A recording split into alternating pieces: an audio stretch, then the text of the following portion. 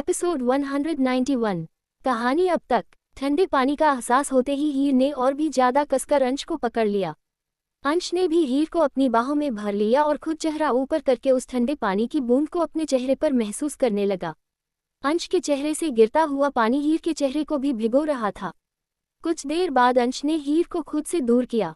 हीर की ग्रीन साड़ी पानी में भीगकर बिल्कुल हीर की बॉडी से चिपक गई थी, जिसमें हीर का फिगर और भी ज्यादा हॉट लग रहा था। अंश तो हीर को ऐसे देखकर अब बहकने लगा था, क्योंकि उसकी साड़ी अब ट्रांसपेरेंट हो गई थी। इसमें हीर के डीप नेक ब्लाउज में नजर आ रही उसकी क्लीवेज अंश को मदहोश करने के लिए काफी थी। वहीं अंश को अपनी तरफ ऐसे देखते देख हीर ने जल्दी से अपने दोनों हाथों से खुद को कवर करने की कोशिश की, पर अंश ने उसके हाथों को पकड़कर उसे दीवार से सटा दिया और उसके चेहरे की तरफ झुकते हुए कहा, यू आर सो ब्यूटीफुल। कुछ तो बात है तुम में हीर, जिसने अंश खुराना को भी अपना दीवाना बना लिया। उद्धरण चिन्ह। अब आगे। अंश को ऐसे अपनी तरफ झुकते हुए देख हीर ने अपना चेहरा दूसरी तरफ किया और कहा, अंश जाने दीजिए ना मुझे। उद्धरण चिन्ह। अंश ने एक गहरी स्माइल के साथ कहा, मेरी कैद में आने के बाद मुझसे आज़ाद होना इतना आसान नहीं है। फिर अंश के हाथ धीरे धीरे हीर की कलाइयों से फिसलते हुए ऊपर की तरफ बढ़ने लगे। उसका एक हाथ हीर के कंधे पर आकर रुक गया और इसी के साथ उसने हीर के कंधे से उसके साड़ी के पल्लू को हटा दिया। हीर ने कसकर अपनी आंखें बंद कर ली। अब हीर की साड़ी का पल्लू फर्श पर गिरा हुआ था। वहीं हीर को इस तरह से देखकर अंश के अंदर हीर को पाने की डिजायर और भी ज्यादा बढ़ गई थी।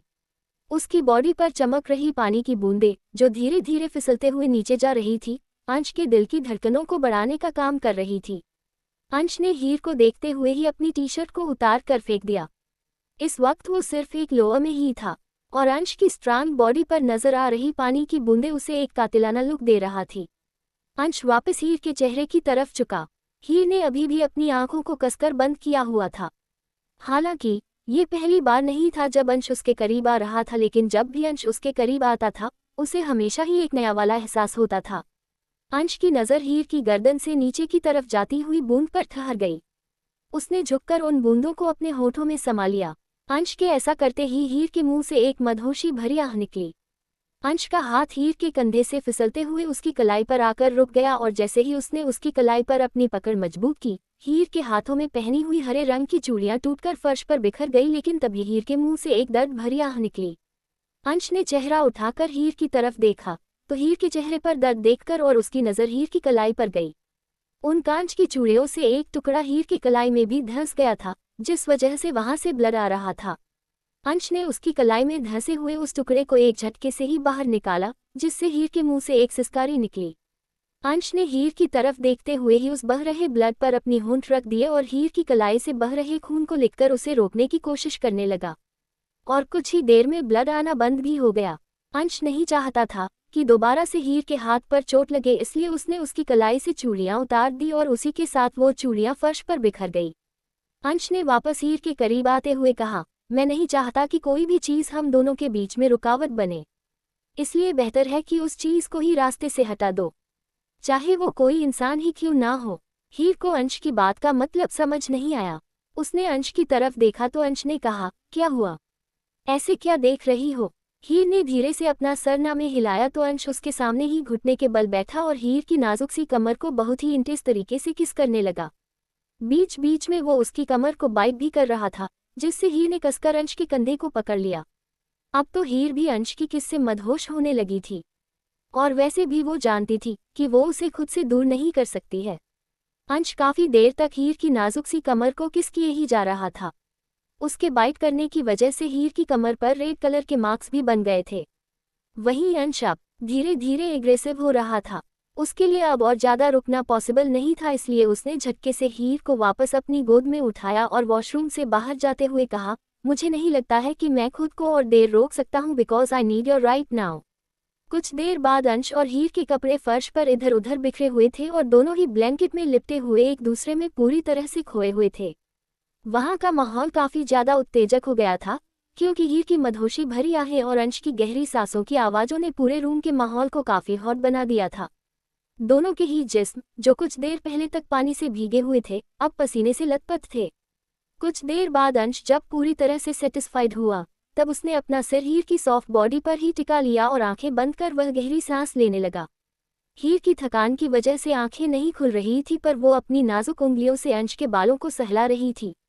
हीर का ऐसा करना अंश को काफी सुकून पहुंचा रहा था। कुछ देर बाद अंश वापस हीर के चेहरे की तरफ आया और उसकी फहद पर होंठ रख उसे चूमते हुए कहा, तुम हमेशा से ही मुझसे सुनना चाहती थी ना हीर, कि मैं तुमसे प्यार करता हूं कि नहीं। उद्धरण चिन्ह। हीर, जिसने अपनी आंखें बंद की हुई थी, उसने अपनी पलकें खोलकर अंश की तरफ देखा, जैसे कह रही हो कि हाँ, मैं उस दिन का इंतजार कब से कर रही हूँ। अंश ने बारी बारी से हीर की पलकों को चूम लिया और फिर मुस्कुराते हुए कहा, तो हाँ, मैं तुमसे प्यार करने लगा हूँ। इसे तुम मेरा प्यार कहो, इश्क कहो या जुनून, अब जो भी है वो सिर्फ तुम हो। ये एहसास तो कब से मेरे दिल में था, पर शायद मुझे एक्सेप्ट करने में वक्त लग गया। उद्धरण चिन्ह। अंश की बात सुनकर हीर की आंखों में नमी आ गई और उसकी आंखों के किनारे से आंसू का एक कतरा बहकर पिलो में कहीं गुम हो गया। अंश ने हीर के गाल पर हाथ रखते हुए कहा, क्या हुआ? तुम रो क्यों रही हो? क्या तुम्हें अच्छा नहीं लगा? उद्धरण चिन्ह। तो हीर ने मुस्कुराते हुए कहा, नहीं अंश, बल्कि मैं तो बहुत खुश हूँ। मैं आपको बता नहीं सकती कि मैंने ये चंद खूबसूरत लफ्ज सुनने के लिए कितना इंतजार किया है। तो अंश ने हीर की होठों पर लाइट किस करते हुए कहा, तो अब तुम्हारा इंतजार खत्म हुआ ना, पर मेरी एक बात हमेशा याद रखना, कि तुम कभी भी मुझे छोड़कर जाने की बात मत करना। चाहे कुछ भी हो जाए, हीर हमेशा अंश की है और अंश की ही रहेगी। उसे अंश से दूर जाने की परमिशन बिल्कुल नहीं है। उद्धरण चिन्ह। हीर ने मुस्कुराते हुए कहा, भला मैं आपको छोड़कर क्यों जाऊंगी? मैं भी तो आपके बिना नहीं रह सकती हूं ना। उद्धरण चिन्ह। हीर की बात सुनकर अंश ने प्यार से उसके गालों को चूमा और उसे लेकर पलट गया। अब हीर अंश के ऊपर थी और उसने अपना सिर अंश के सीने पर टिकाया हुआ था। अंश उसके बालों में उंगलियां फेरते हुए बोला, अगर तुम्हें कभी लाइफ में मेरा ऐसा कोई सच पता चले जिसे तुम एक्सेप्ट ना कर पाओ, तो क्या मुझे छोड़कर चली जाओगे? उद्धरण चिन्ह। तो हीर ने हैरानी से अंश की तरफ देखते हुए पूछा, क्यों? ऐसा कौन सा सच है जो हमें अलग कर सकता है? तो अंश ने कहा, कुछ बातें ऐसी होती है हीर, या कभी कभी हमारे सामने ऐसी सिचुएशन आ जाती है कि हम चाह कर भी उस सच को एक्सेप्ट नहीं कर पाते हैं, और उनका असर हमारे रिश्तों पर भी पड़ता है।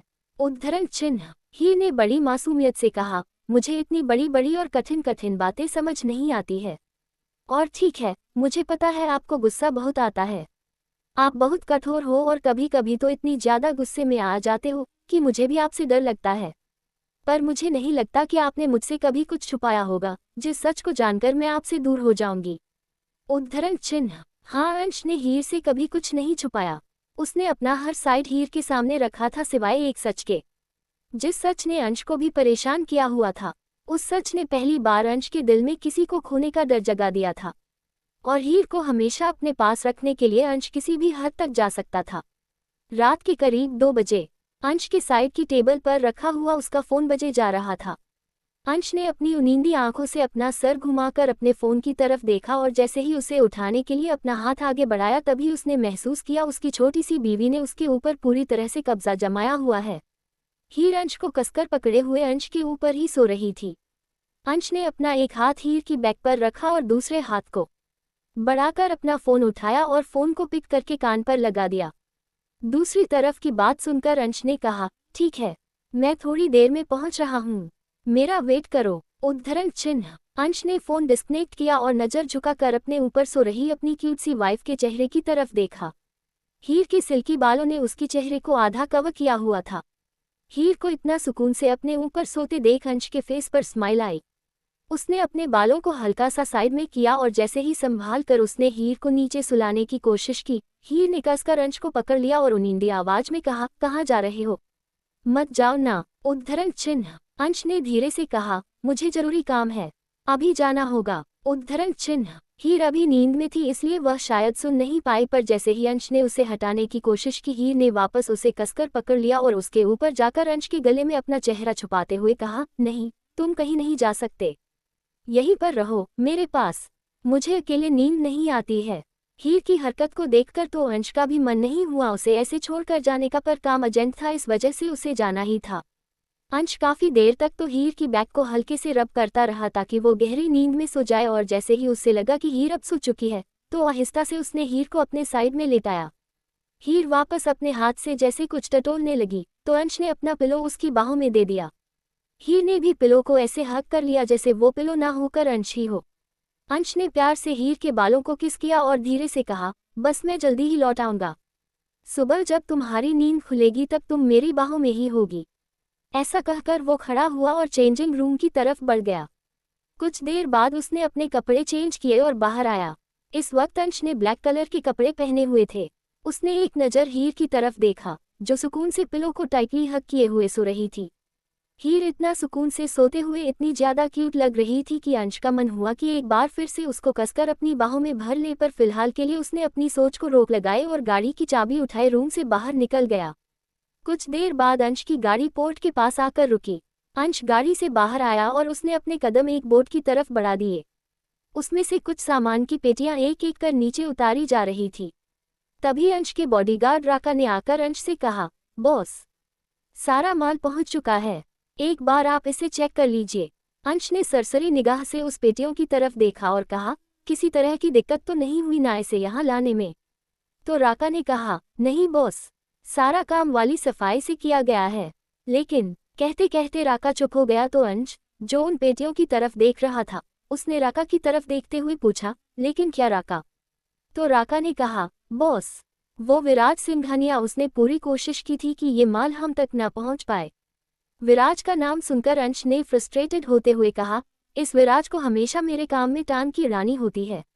उद्धरण चिन्ह। फिर राका से कहा, ठीक है, उसे मैं संभाल लूंगा। कहकर अंश आगे बढ़ा और उसने वहां खड़े एक आदमी को इशारा किया। उस आदमी ने पेटी का लकड़ी का ढक्कन हटाया तो उसके अंदर काफी सारे नए तरीके के हथियार रखे हुए थे। अंश ने उसमें से एक गन निकाली और उसे अलट पलट कर देखते हुए कहा, पेमेंट पहुंच गई ना राका? उद्धरण चिन्ह। तो राका ने कहा, यस बॉस, सारी पेमेंट क्लियर हो चुकी है।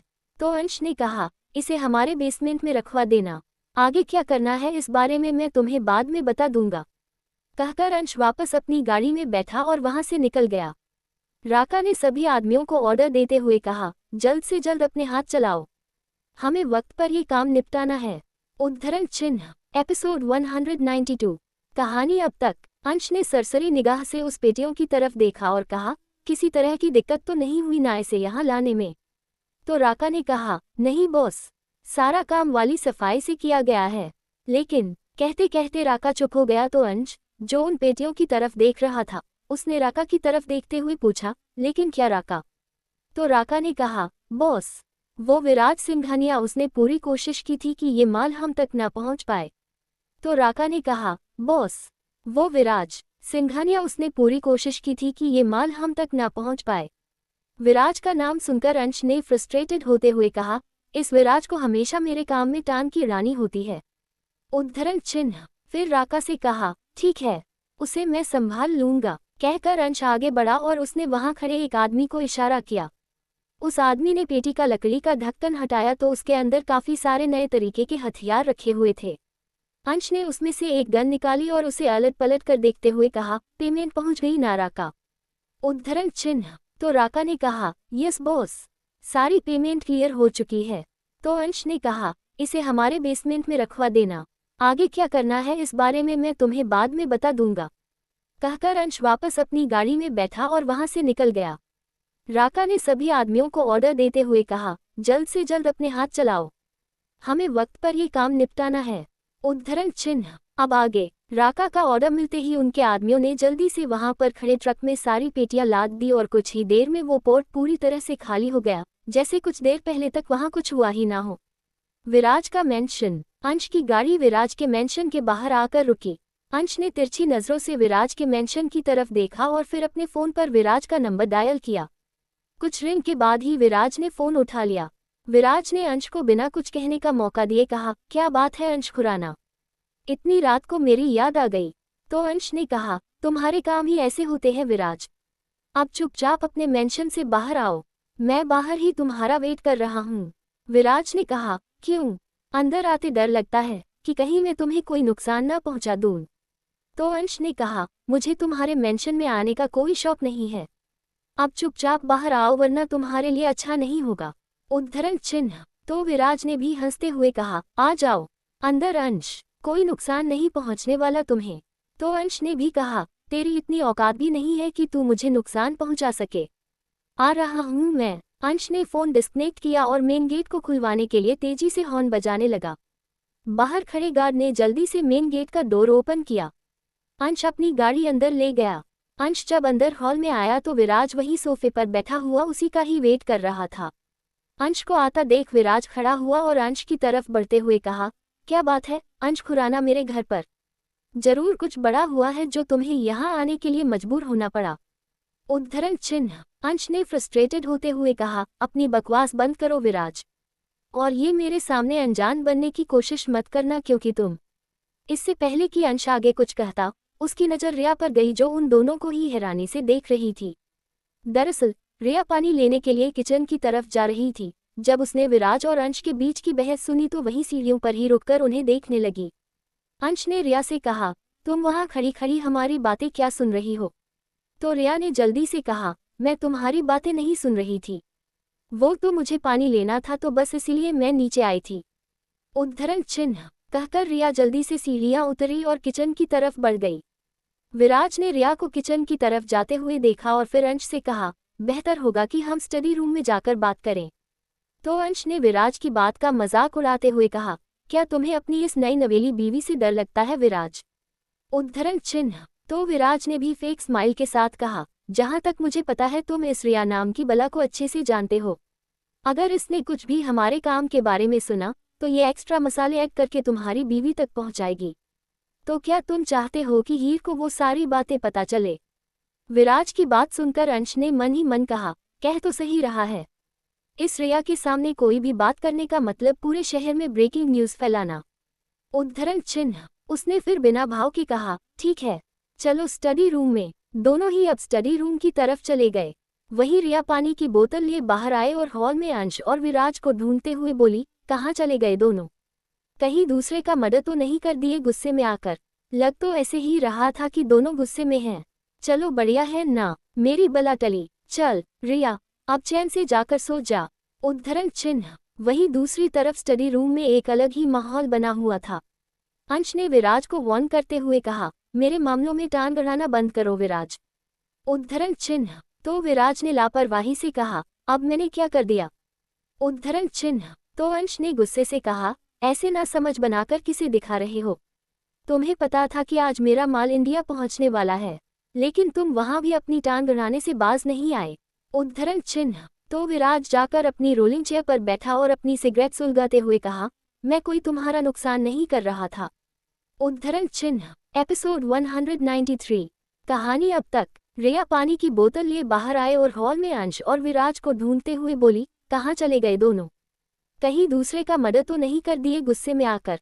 लग तो ऐसे ही रहा था कि दोनों गुस्से में हैं। चलो बढ़िया है ना, मेरी बला टली। चल रिया, अब चैन से जाकर सो जा। उद्धरण चिन्ह। वही दूसरी तरफ स्टडी रूम में एक अलग ही माहौल बना हुआ था। अंश ने विराज को वार्न करते हुए कहा, मेरे मामलों में टांग अड़ाना बंद करो विराज। उद्धरण चिन्ह। तो विराज ने लापरवाही से कहा, अब मैंने क्या कर दिया? उद्धरण चिन्ह। तो अंश ने गुस्से से कहा, ऐसे ना समझ बनाकर किसे दिखा रहे हो? तुम्हें पता था कि आज मेरा माल इंडिया पहुंचने वाला है, लेकिन तुम वहां भी अपनी टांग अड़ाने से बाज नहीं आए। उद्धरण चिन्ह। तो विराज जाकर अपनी रोलिंग चेयर पर बैठा और अपनी सिगरेट सुलगाते हुए कहा, मैं कोई तुम्हारा नुकसान नहीं कर रहा था। उद्धरण चिन्ह। अब आगे एक लंबा कश लेकर धुएं को बाहर छोड़ते हुए कहा, बल्कि तुम्हारा क्या एहसान उतार रहा था। तो अंश उसके सामने चेयर पर जाकर बैठा और बोला, किस एहसान की बात कर रहे हो तुम? और ऐसी कौन सी मेरी बुद्धि खराब हुई थी जो मैं तुम पर एहसान कर बैठा? उद्धरण चिन्ह। तो विराज ने हंसते हुए कहा, क्यों भूल गए, वो शेखावत वाले मामले में तुमने मुझे ही उस कंट्रोवर्सी से बचाया था ना? इनडायरेक्ट ही सही पर एहसान तो किया था, तो बस मैंने भी तुम पर एहसान ही किया है। दरअसल तुम्हारे माल के बारे में सारी जानकारी कस्टम वालों को लग चुकी थी, और कभी भी तुम्हारा माल पकड़ा जा सकता था, तो बस मैंने तो उनका माइंड डाइवर्ट किया था। अब तुम्हारे पास ये इन्फॉर्मेशन दी गई कि मैंने अड़ंगा लगाया है तो वो एक अलग बात है। तो अंश ने अपनी भौहें सिकोड़ते हुए कहा, क्या वाकई में ऐसा था? उद्धरण चिन्ह। तो विराज ने कहा, मेरे आदमी ने तो मुझे यही इन्फॉर्मेशन दी थी, क्योंकि मेरा माल भी उसी रास्ते से आने वाला था। उद्धरण चिन्ह। अंश ने उसे शक की निगाह से देखते हुए कहा, कहीं ऐसा तो नहीं उन कस्टम वालों को इन्फॉर्मेशन तुमने ही दी हो? उद्धरण चिन्ह। तो विराज ने थोड़ा आगे की तरफ झुकते हुए कहा, तुम जानते हो मैं जो करता हूँ उसी न ठोक कर करता हूँ।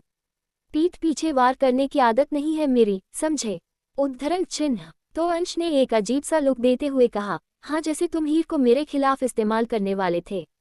वो क्या था फिर विराज? उद्धरण चिन्ह। विराज ने चिढ़ते हुए कहा, उस बात का जिक्र बार बार क्यों करते हो? और तुम जानते हो कि मैं हीर का इस्तेमाल क्यों कर रहा था?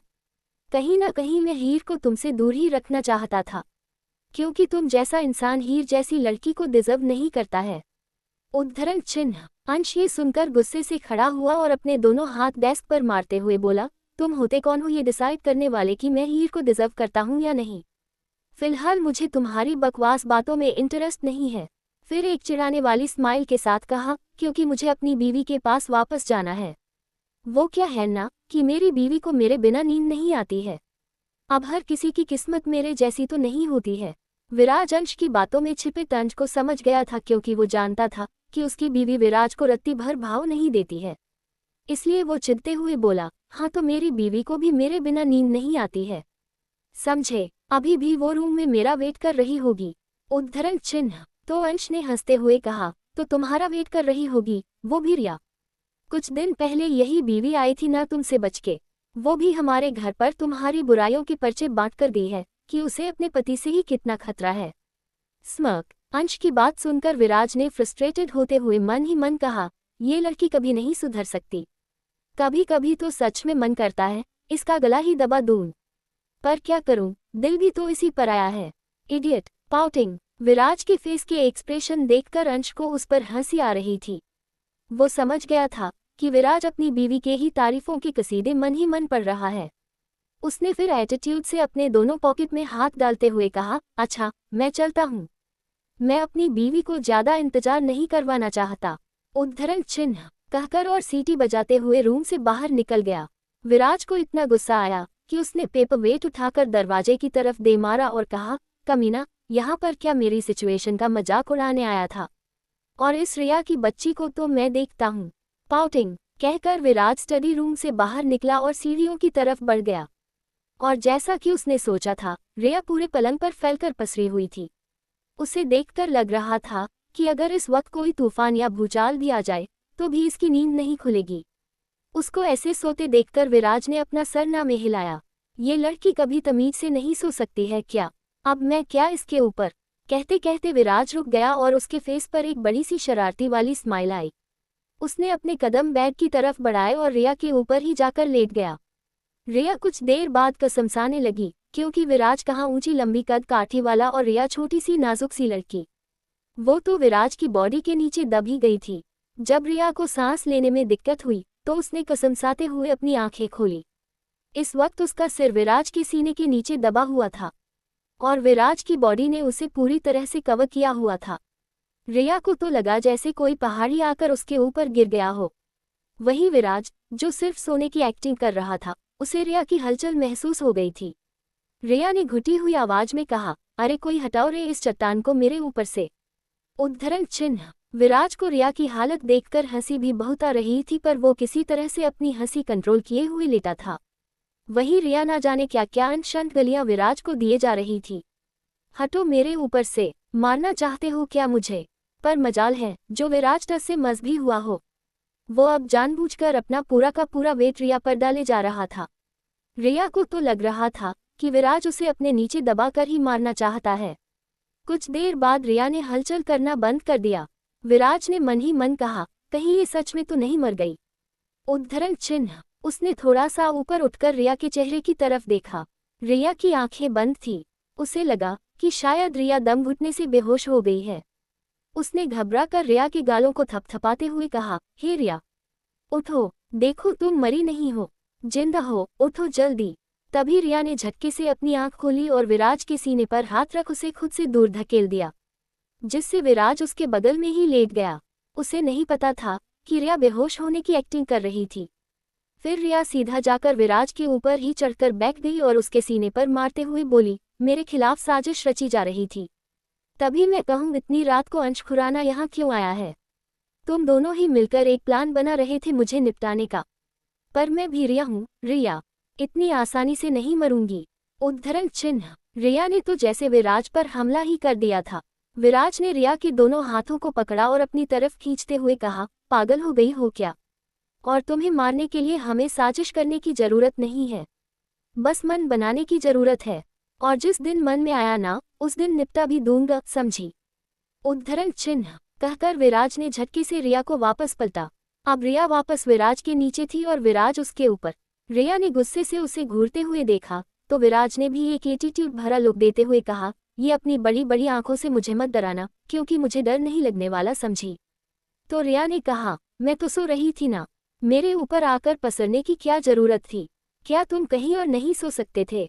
पाप पड़ेगा तुम्हें, किसी सोते हुए इंसान को ऐसे परेशान नहीं किया जाता है, समझे? अब हटो मेरे ऊपर से, मुझे बहुत तेज नींद आ रही है।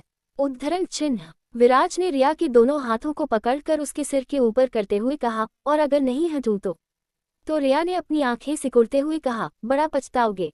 तो विराज ने कहा, मैं पछताना चाहता हूँ, बताओ तुम क्या करोगी? उद्धरण चिन्ह तो रिया ने एक एविल स्माइल पास की और इसी के साथ विराज को अपनी कमर के नीचे एक तेज दर्द का एहसास हुआ। विराज रिया के बगल में ही गिर गया। यू इडियट, पागल लड़की, ये क्या किया तुमने? उद्धरण चिन्ह रिया जल्दी से बेड से खड़ी हुई और बोली, हाँ तो मैंने पहले ही कहा था ना कि हट जाओ। तुमने कहा था कि तुम पछताना चाहते हो, तो अब पछताओ। विराज किसी तरह से खड़ा हुआ और जैसे ही उसने रिया को पकड़ने के लिए अपना हाथ आगे बढ़ाया, रिया ने अपनी आंखें बड़ी करते हुए कहा, भाग रिया, लगता है कुछ ज्यादा ही तेज मार दिया। इससे पहले कि विराज रिया को पकड़ पाता, रिया जल्दी से वॉशरूम में घुस गई और डोर को अंदर से अच्छे से लॉक कर दिया। विराज ने दर्द से कराहते हुए कहा, कब तक अंदर पड़ी रहोगी? बाहर तो निकलोगी, फिर तुम्हें दिखाता हूँ पछताना क्या होता है। उद्धरण चिन्ह रिया ने अंदर से ही आवाज देते हुए कहा, हाँ तो बाहर आ भी कौन रहा है?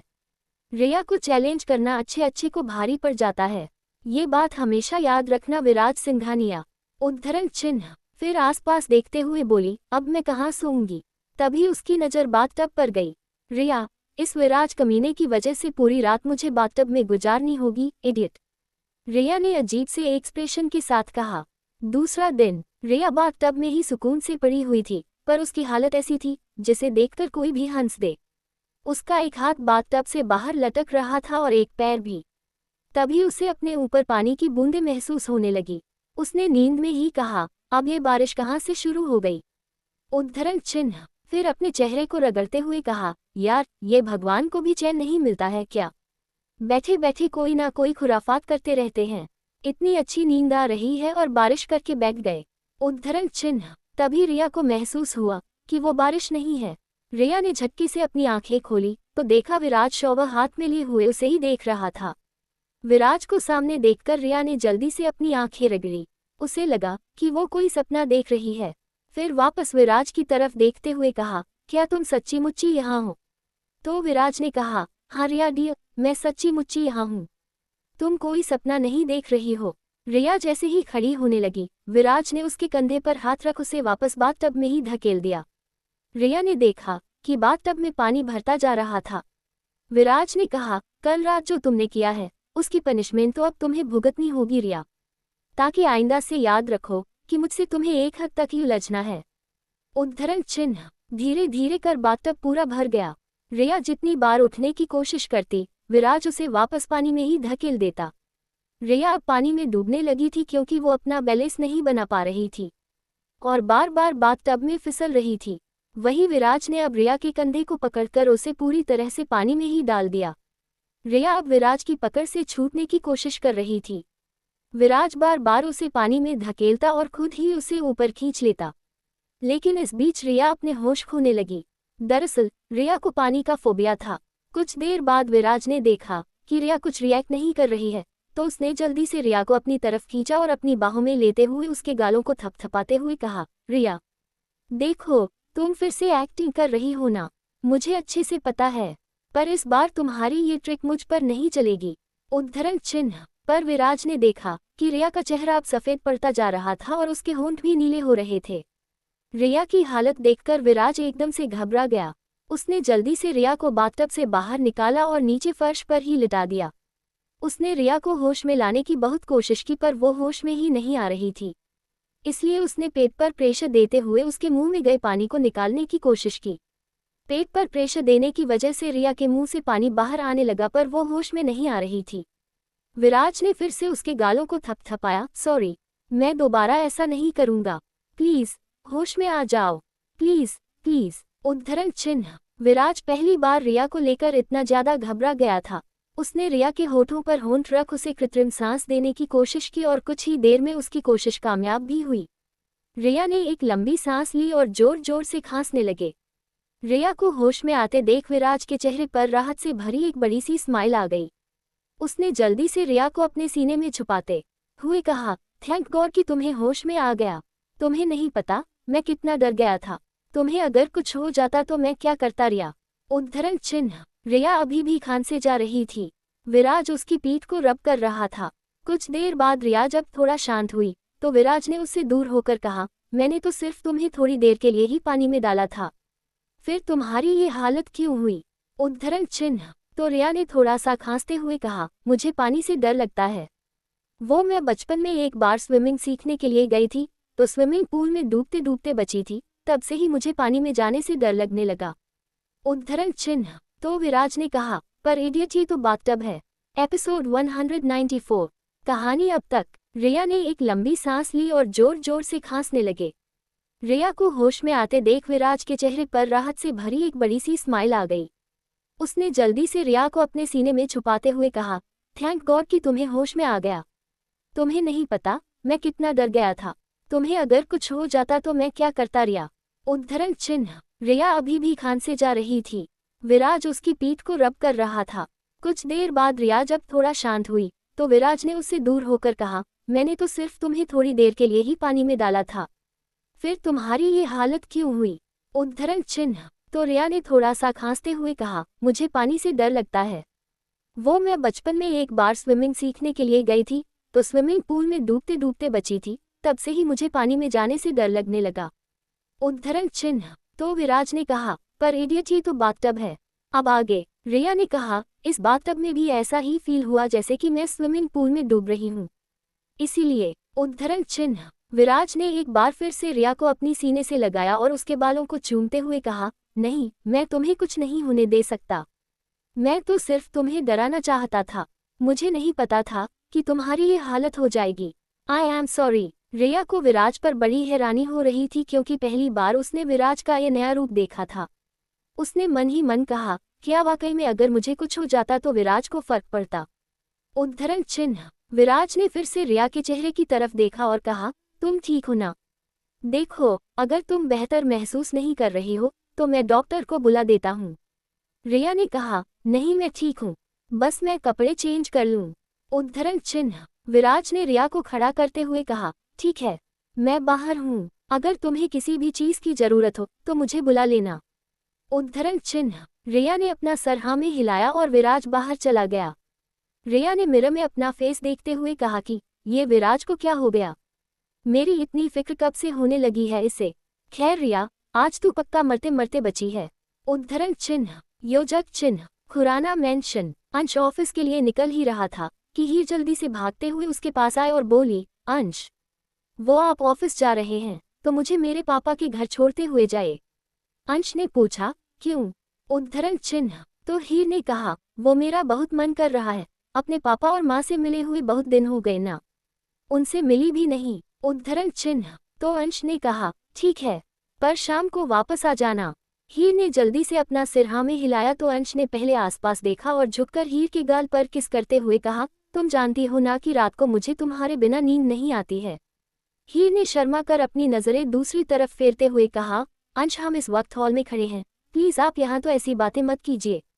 तो अंश ने हीर की नोज को पिंच करते हुए कहा, बीवी हो तुम मेरी और मैं जहाँ मर्जी आए जैसे मर्जी है तुमसे ऐसे ही बात करूंगा। ये शर्माने का डिपार्टमेंट तुम ही संभालो और मैं बाहर तुम्हारा वेट कर रहा हूँ, जल्दी से आओ। कहकर अंश वहां से चला गया। हीर मुस्कुराते हुए उसे जाते हुए देखती रही, फिर धीरे से बोली, मुझे भी तो रात को आपके बिना नींद नहीं आती है, मैं क्या आपसे कम प्यार करती हूँ। सोचकर हीर को रात की बात याद आ गई जब अंश ने उसके सामने अपने प्यार का इजहार किया था। तभी शिवी जो उसके पीछे ही खड़ी हुई थी उसने कहा, क्या हुआ तुम खुद में ही क्यों हंस रही हो। शिवी की आवाज़ सुनकर हीर ने चौंकते हुए इसकी तरफ देखा और कहा, शिवी तुम यहाँ तुम कब आए। दरअसल को ये सोचकर ही बड़ी शर्म आ रही थी कि शिवी ने अंश और उसकी बात तो नहीं सुन ली। तो शिवी ने हंसते हुए कहा, चिंता मत करो, जब अंश यहाँ से बाहर जा रहे थे मैं तभी आई। वैसे क्या कुछ खास बात हो रही थी तुम दोनों में?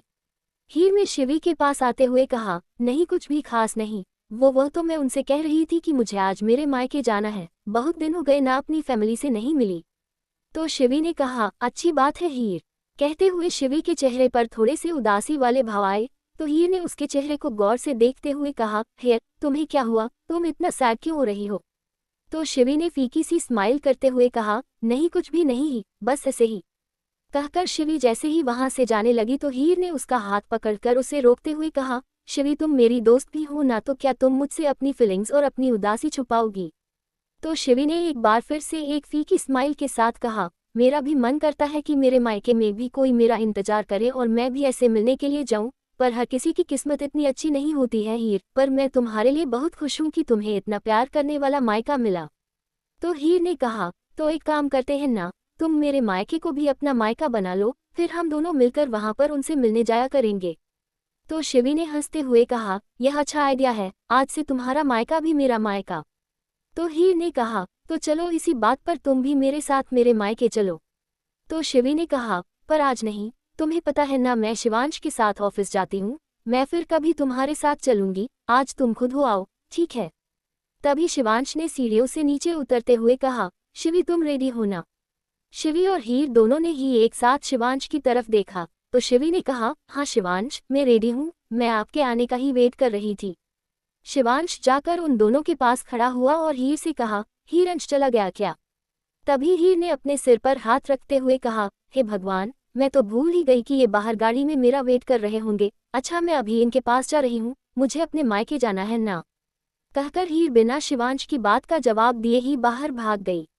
शिवांश ने हैरानी से उससे जाते हुए देखा तो शिवी ने हंसते हुए कहा, अरे वह अंश जी के साथ में अपने मायके जा रही है, इसलिए इतना जल्दबाजी में गई है। तो शिवांश ने अपना सिर हिलाते हुए कहा, हाँ तो मैं कौन से पकड़ कर रोकने वाला था, बता देती। तो शिवी ने शिवांश की बाह में अपना हाथ डालते हुए कहा, अब चले ऑफिस, देर नहीं हो रही है। तो शिवांश ने शिवी के चेहरे की तरफ देखा और कहा, तुम्हें बड़ी जल्दी होने लगी है ऑफिस जाने की।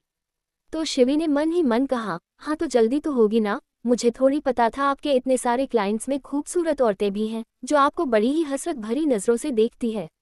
शिवांश उसके फेस एक्सप्रेशन से जैसे समझ गया था। उसने शिवी का चिन पकड़कर उसका चेहरा ऊपर करते हुए कहा, डरो मत, मुझे उन सब में कोई इंटरेस्ट नहीं है, और मुझे जिसमें इंटरेस्ट है वो मेरे पास है। फिर उसकी छोटी सी नोज को पिंच करते हुए कहा, वैसे तुम्हें इतना जेलस होते देख हुए मुझे बड़ा मजा आता है। शिवी ने मुंह बनाते हुए कहा, आपको उन सभी में इंटरेस्ट नहीं है, पर उन सभी औरतों को आप में बड़ा इंटरेस्ट है। मैंने देखा था वो मिसेज खन्ना कैसे आपके घूर घूर का देख रही थी। शिवांश उसे बाहर ले जाते हुए बोला, तुम वहां पर काम सीखने जा रही हो, न कि मिसेज खन्ना की नजरों का पीछा करने के लिए कि वो मुझे कैसे देख रही थी। शिवी ने भी उसके साथ चलते हुए कहा, आपकी बीवी हूँ, इस बात की नजर तो रख नहीं होगी ना। शिवांश ने हंसते हुए अपना सिर ना में हिलाया। वही हीर जल्दी से आकर गाड़ी की फ्रंट सीट पर बैठते हुए बोली, सॉरी वो मुझे देर हो गई। तो अंश जिसने आंखों पर ब्लैक शेड्स चढ़ाए हुए थे, उसने हीर की तरफ देखते हुए कहा, क्या कर रही थी इतनी देर से अंदर, तुम्हें पता है तुम्हारे चक्कर में मैं मीटिंग के लिए लेट हो रहा हूँ। तो हीर ने अंश की तरफ देखते हुए कहा, सिर्फ 5 मिनट ही तो लेट हूँ, इतना ज्यादा गुस्सा क्यों हो रहे हो? तो अंश ने गाड़ी स्टार्ट करते हुए कहा, क्योंकि मुझे किसी का इंतजार करना पसंद नहीं है, इसीलिए, और तुम्हारा तो बिल्कुल भी नहीं। हीर ने चिढ़कर अपना मुंह टेढ़ा किया और विंडो से बाहर देखने लगी और मन ही मन बोली, अब तो मैं जानबूझकर लेट आया करूंगी, फिर करते रहना मेरा इंतजार, खड़ूस कहीं के। शिवांश ने गियर चेंज करते हुए कहा, मुझे मन ही मन गालियां देना बंद करो हीर, क्योंकि मुझे सब सुनाई दे रहा है। हीर ने हैरानी से आंखें बड़ी किए अंश की तरफ देखा और कहा, आप मन की बातें भी सुन लेते हो क्या? तो अंश ने स्माइल करते हुए कहा, तुम्हारे दिल की सारी बातें मेरे दिल तक आसानी से पहुंच जाती है। ऐसे ही बातें करते हुए अंश ने हीर को उसके घर छोड़ा और वहीं से ऑफिस के लिए निकल गया। हीर को देखकर उसकी फैमिली के सभी लोग बहुत खुश थे। ऋषु को भी सुबह से पता था कि उसकी हीर दीदी घर आ रही है, तो इसीलिए वो आज स्कूल नहीं गया था। और हीर के पापा ने भी आज ऑफिस से छुट्टी ले ली थी। हीर अपनी पूरी फैमिली से मिलकर बहुत खुश थी। वैसे ही पता नहीं क्यों कुछ दिनों से उसका मन बहुत बेचैन हो रहा था। क्यों, ये तो हीर को भी नहीं पता था। इसीलिए वह अपना मूड अच्छा करने के लिए अपनी फैमिली से मिलने आई थी। हीर के पापा ने हीर से पूछा, बेटा तुम ठीक तो हो ना? तो हीर ने अपने पापा के सीने से लगते हुए कहा, हाँ पापा, देखिए क्या मैं आपको ठीक नहीं लग रही हूँ। कहकर हीर अपने पापा से थोड़ा दूर हुई और घूमकर अपने आप को दिखाने लगी। तो हीर के पापा ने हंसते हुए कहा, अरे मैं ऐसे ठीक की बात नहीं कर रहा हूँ, मेरा मतलब है कि तुम खुश तो हो ना, अंश तुम्हारा ख्याल तो रखता है ना? तो हीर ने कहा, ख्याल? बहुत सारा ख्याल रखते हैं पापा, और वहाँ सभी लोग मुझे बहुत प्यार भी करते हैं। फिर उसके पापा ने प्यार से पूछा, हीर क्या तुम्हें बाहर का कुछ खाना है? मैं तुम्हारे लिए आऊं? तो हीर ने कहा, हाँ पापा, आप मेरे लिए ना वो पंडित जी वाली कचौड़ी लेकर आइए, बहुत दिन हो गए मैंने वो कचौड़ियाँ नहीं खाई। तो उसके पापा ने कहा, ठीक है मैं अभी जाकर तुम्हारे लिए पंडित जी की स्पेशल कचौड़ी लेकर आता हूँ, तुम्हें और भी कुछ खाना हो तो मुझे बता दो। तो हीर ने कहा, नहीं पापा, बस मेरा वही खाने का मन है। हीर के पापा वहां से चले गए। तो दादी ने हीर से कहा, हीर चलो मेरे पास आकर तो बैठो, अपनी बूढ़ी दादी की याद आती है कि नहीं? हीर ने दादी के पास बैठते हुए कहा, हाँ दादी, मुझे आप सब की याद आती है, इसीलिए तो आप सबसे मिलने आई हूँ, लेकिन आप सभी तो मुझसे मिलने आते ही नहीं है। तो हीर की माँ ने कहा, हीर ऐसा क्यों कहती हो बेटा, अब बेटी के ससुराल में हम रोज रोज तो नहीं आ सकते ना। तो हीर ने कहा, माँ आप कौन से जमाने की बात कर रहे हैं, आजकल बेटी और बेटे में कोई फर्क नहीं होता है, तो क्या बेटे का घर और क्या बेटी का घर। तो सुधा जी ने हंसते हुए कहा, ठीक है बाबा, अब हम तुमसे भी मिलने आया करेंगे। अच्छा ये बताओ तुम खाने में क्या खाओगी, मैं तुम्हारे लिए वही बना देती हूँ। तो हीर ने कहा, माँ आप आलू के पराठे बना दीजिए और साथ में वहामी का अचार भी लेकर आना, मेरा बहुत मन कर रहा है कुछ खट्टा खाने का।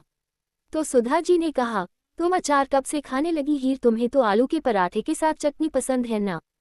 तो हीर क्यूट सा फेस बनाते हुए बोली, पर अभी मेरा अचार खाने का मन कर रहा है माँ, प्लीज वही लेकर आना। तो सुधा जी ने कहा, ठीक है बाबा, मैं तुम्हारे लिए वही लेकर आऊंगी, और साथ में छोले चावल, और मीठे में क्या खाओगी? तो हीर ने कहा, मीठा खाने का मेरा मन नहीं है। तो दादी ने कहा, अरे तेरा मीठा खाने का मन नहीं है, तुझे तो रसगुल्ले खाना बड़े पसंद थे। और सुधा ने कहा, हाँ हीर, फ्रिज में रसगुल्ले भी रखे हुए हैं। तो हीर ने कहा, ठीक है माँ, मैं खा लूंगी थोड़ा बहुत। सुधा जी लंच बनाने के लिए किचन में चली गई। वहीं हीर दादी और ऋषु के पास बैठकर बात करने लगी। दादी थोड़ी गहरी सोच पर लग रही थी। उन्होंने ऋषु से कहा, ऋषु बेटा तुम अपने कमरे में जाओ, मुझे हीर से कुछ बात करनी है। तो ऋषु ने कहा, क्या दादी, इतने दिन बाद दी घर आई है और आप मुझे कमरे में भेज रही है, जो बात करनी है मेरे सामने कीजिए, मैं कहीं नहीं जाने वाला। तो दादी ने उसे डांटे हुए कहा, ऋषु तुम मेरी बात मानने से मना करोगे, मैंने कहा ना अभी अपने कमरे में जाओ, बाद में मैं हीर को तुम्हारे कमरे में ही भेज दूंगी। ऋषु और मुंह बनाते हुए खड़ा हुआ, फिर हीर से कहा, दी दादी के पास चिपक कर बैठे मत रहना, थोड़ा ये भी ध्यान रख लेना कि आपका छोटा भाई भी है। तो हीर ने स्माइल करते हुए कहा, ठीक है मेरे छोटे भाई, मैं थोड़ी देर में तुम्हारे रूम में ही आ रही हूँ, फिर वहां आकर मुझे तुमसे ढेर सारी फाइटिंग भी तो करनी है ना। एपिसोड 195। कहानी अब तक। सुधा जी लंच बनाने के लिए किचन में चली गई। वहीं हीर दादी और ऋषु के पास बैठकर बात करने लगी। दादी थोड़ी गहरी सोच पर लग रही थी। उन्होंने ऋषु से कहा, ऋषु बेटा तुम अपने कमरे में जाओ, मुझे हीर से कुछ बात करनी है। तो ऋषु ने कहा, क्या दादी, इतने दिन बाद दी घर आई है और आप मुझे कमरे में भेज रही है, जो बात करनी है मेरे सामने कीजिए, मैं कहीं नहीं जाने वाला। तो दादी ने उसे डांटे हुए कहा, ऋषु तुम मेरी बात मानने से मना करोगे, मैंने कहा ना अभी अपने कमरे में जाओ, बाद में मैं हीर को तुम्हारे कमरे में ही भेज दूंगी। ऋषु और मुंह बनाते हुए खड़ा हुआ, फिर हीर से कहा, दी दादी के पास चिपक कर बैठे मत रहना, थोड़ा ये भी ध्यान रख लेना कि आपका छोटा भाई भी है। तो हीर ने स्माइल करते हुए कहा, ठीक है मेरे छोटे भाई, मैं थोड़ी देर में तुम्हारे रूम में ही आ रही हूँ, फिर वहां आकर मुझे तुमसे ढेर सारी फाइटिंग भी तो करनी है ना। अब आगे। हीर की बात सुनकर तो ऋषु ने हंसते हुए कहा, और हर बार आप उस फाइट में मुझसे हारने वाली हो, कहकर ऋषु सीढ़ियों की तरफ भाग गया। फिर दादी जो काफी देर से हीर के चेहरे को गौर से देख रही थी, उन्होंने हीर का ध्यान अपनी तरफ करते हुए कहा, हीर एक बात बताओ मुझे। तो हीर ने अपनी दादी की तरफ देखा और पूछा, कहिए दादी क्या बताना है। तो दादी ने अपना चश्मा ठीक करते हुए कहा, तुम्हें खट्टा खाने का मन कब से कर रहा है। तो हीर ने कुछ सोचते हुए कहा, पिछले कुछ दिनों से। क्यों दादी? दादी ने कुछ सोचते हुए कहा, क्योंकि मुझे तुम्हारा चेहरा भी थोड़ा सा उतरा हुआ लग रहा है, तुम्हारी तबीयत तो ठीक है ना। तो हीर ने कहा, पता नहीं दादी, सुबह के वक्त मेरा जी बहुत खराब होता है और कभी कभी तो मुझे खाने की स्मेल भी अच्छी नहीं लगती है, लेकिन कभी कभी मुझे बहुत तेज भूख लगती है और कुछ चटपटा खाने का मन करता है। दादी, जो काफी देर से गौर से हीर के चेहरे को नोटिस कर रही थी, उन्हें समझने देर नहीं लगी कि हीर के साथ ये सब क्यों हो रहा है। दादी के फेस पर स्माइल आ गई तो हीर ने दादी से पूछा, क्या हुआ दादी? मैं आपको अपनी तबीयत के बारे में बता रही हूँ और आप मुस्कुरा रही है। तो दादी ने हंसते हुए कहा, अरे नहीं पगली, मुझे लगता है कि कोई खुशखबरी है। तो हीर ने कंफ्यूजन से पूछा, खुशखबरी? कौन सी खुशखबरी, और मेरी खराब तबीयत का खुशखबरी से क्या लेना देना? तभी सुधा ने वहां आते हुए कहा, माँ जी, मैं साथ में थोड़ा रायता। तभी दादी ने सुधा से कहा, सुधा एक काम करो, तुम हमारी फैमिली की लेडी डॉक्टर है ना, उसे जरा घर बुलाओ। सुधा ने थोड़ा घबराते हुए कहा, लेडी डॉक्टर? क्यों, क्या हुआ माँ जी? सब ठीक तो है ना? किसी तरह की दिक्कत तो नहीं है आपको? दरअसल सुधा को लग रहा था कि शायद दादी को किसी तरह की परेशानी है, तो दादी ने कहा, नहीं सुधा, मुझे कोई परेशानी नहीं है, दरअसल मुझे हीर का चेकअप करवाना है। सुधा ने हैरानी से हीर की तरफ देखा और जल्दी से उसके पास बैठते हुए उसके माथे को छूकर देखकर चेक करते हुए बोली, हीर, तुम्हारी तबीयत ठीक नहीं है क्या? कहीं तुम्हें कोई बुखार? तो हीर ने अपनी माँ का हाथ पकड़ते हुए कहा, मुझे कुछ नहीं हुआ है माँ, और पता नहीं दादी कैसी बहकी बहकी बातें कर रही है, कभी कहती है तुम्हें खट्टा खाना पसंद है, कभी कहती है तुम्हारी तबीयत कैसी है। सुधा ने दादी की तरफ देखा तो दादी ने मुस्कुराते हुए सुधा को कुछ इशारा किया, जिसे समझकर सुधा की आंखें हैरानी से बड़ी हो गई। फिर उन्होंने हीर के चेहरे की तरफ देखा। अपनी दादी और माँ को इस तरह से अपनी तरफ देखते देख हीर ने पूछा, क्या हुआ, आप दोनों मुझे ऐसे क्यों देख रहे हो, जैसे मैं कोई एलियन हूँ? तो सुधा ने हंसते हुए कहा, हमें तो उस आने वाली खुशी के बारे में सोचकर हैरानी हो रही है कि इतनी जल्दी तुम हमें ये खुशखबरी सुनाने वाली हो। हीर ने आप अपनी आई रोल करते हुए कहा, माँ आप लोग क्या पहेलियाँ बुझा रहे हो? तो सुधा ने कहा, कुछ देर में पता चल जाएगा। फिर सुधा ने अपनी फैमिली डॉक्टर को फोन कर दिया। कुछ देर बाद हीर अपनी दादी के रूम में ही बेड पर लेटी हुई थी और डॉक्टर उसका चेकअप कर रही थी। सुधा और दादी दोनों ही बाहर सोफे पर बैठी हुई बेचैनी से डॉक्टर के बाहर आने का वेट कर रही थी। कुछ देर बाद दादी के रूम का डोर ओपन हुआ और डॉक्टर बाहर आए। उसे देखकर सुधा जल्दी से डॉक्टर के पास गई और पूछा, क्या हुआ डॉक्टर, सब ठीक तो है ना?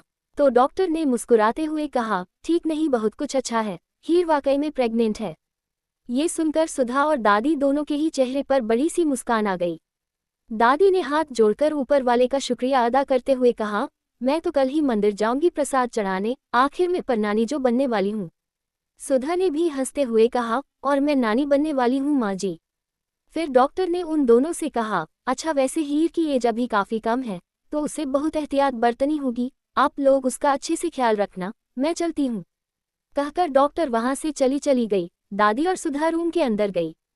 हीर हेड रेस्ट से टेक लगाए बैठी हुई थी। उसने जब अपनी माँ और दादी की तरफ देखा तो कहा, क्या हुआ, डॉक्टर ने क्या कहा, क्या मैं बीमार हूँ? तो दादी आकर हीर के बगल में ही बैठ गई और उसकी बलैया लेते हुए कहा, किसी की नज़र ना लगे तुम्हारी इन खुशियों को। हीर ने सवालिया नज़रों से पहले सुधा की तरफ देखा और फिर दादी की तरफ, तो दादी ने हीर के चिन पर अपना हाथ रखते हुए कहा, तू माँ बनने वाली है मेरी बच्ची, और जल्दी ही सुधा को नानी और मुझे परनानी बनने वाली है। ये सुनकर हीर के चेहरे की भाव एकदम से हैरानी वाले हो गए। उसे तो भरोसा ही नहीं हो रहा था कि उसकी टमी में एक छोटी सी जान पल रही है।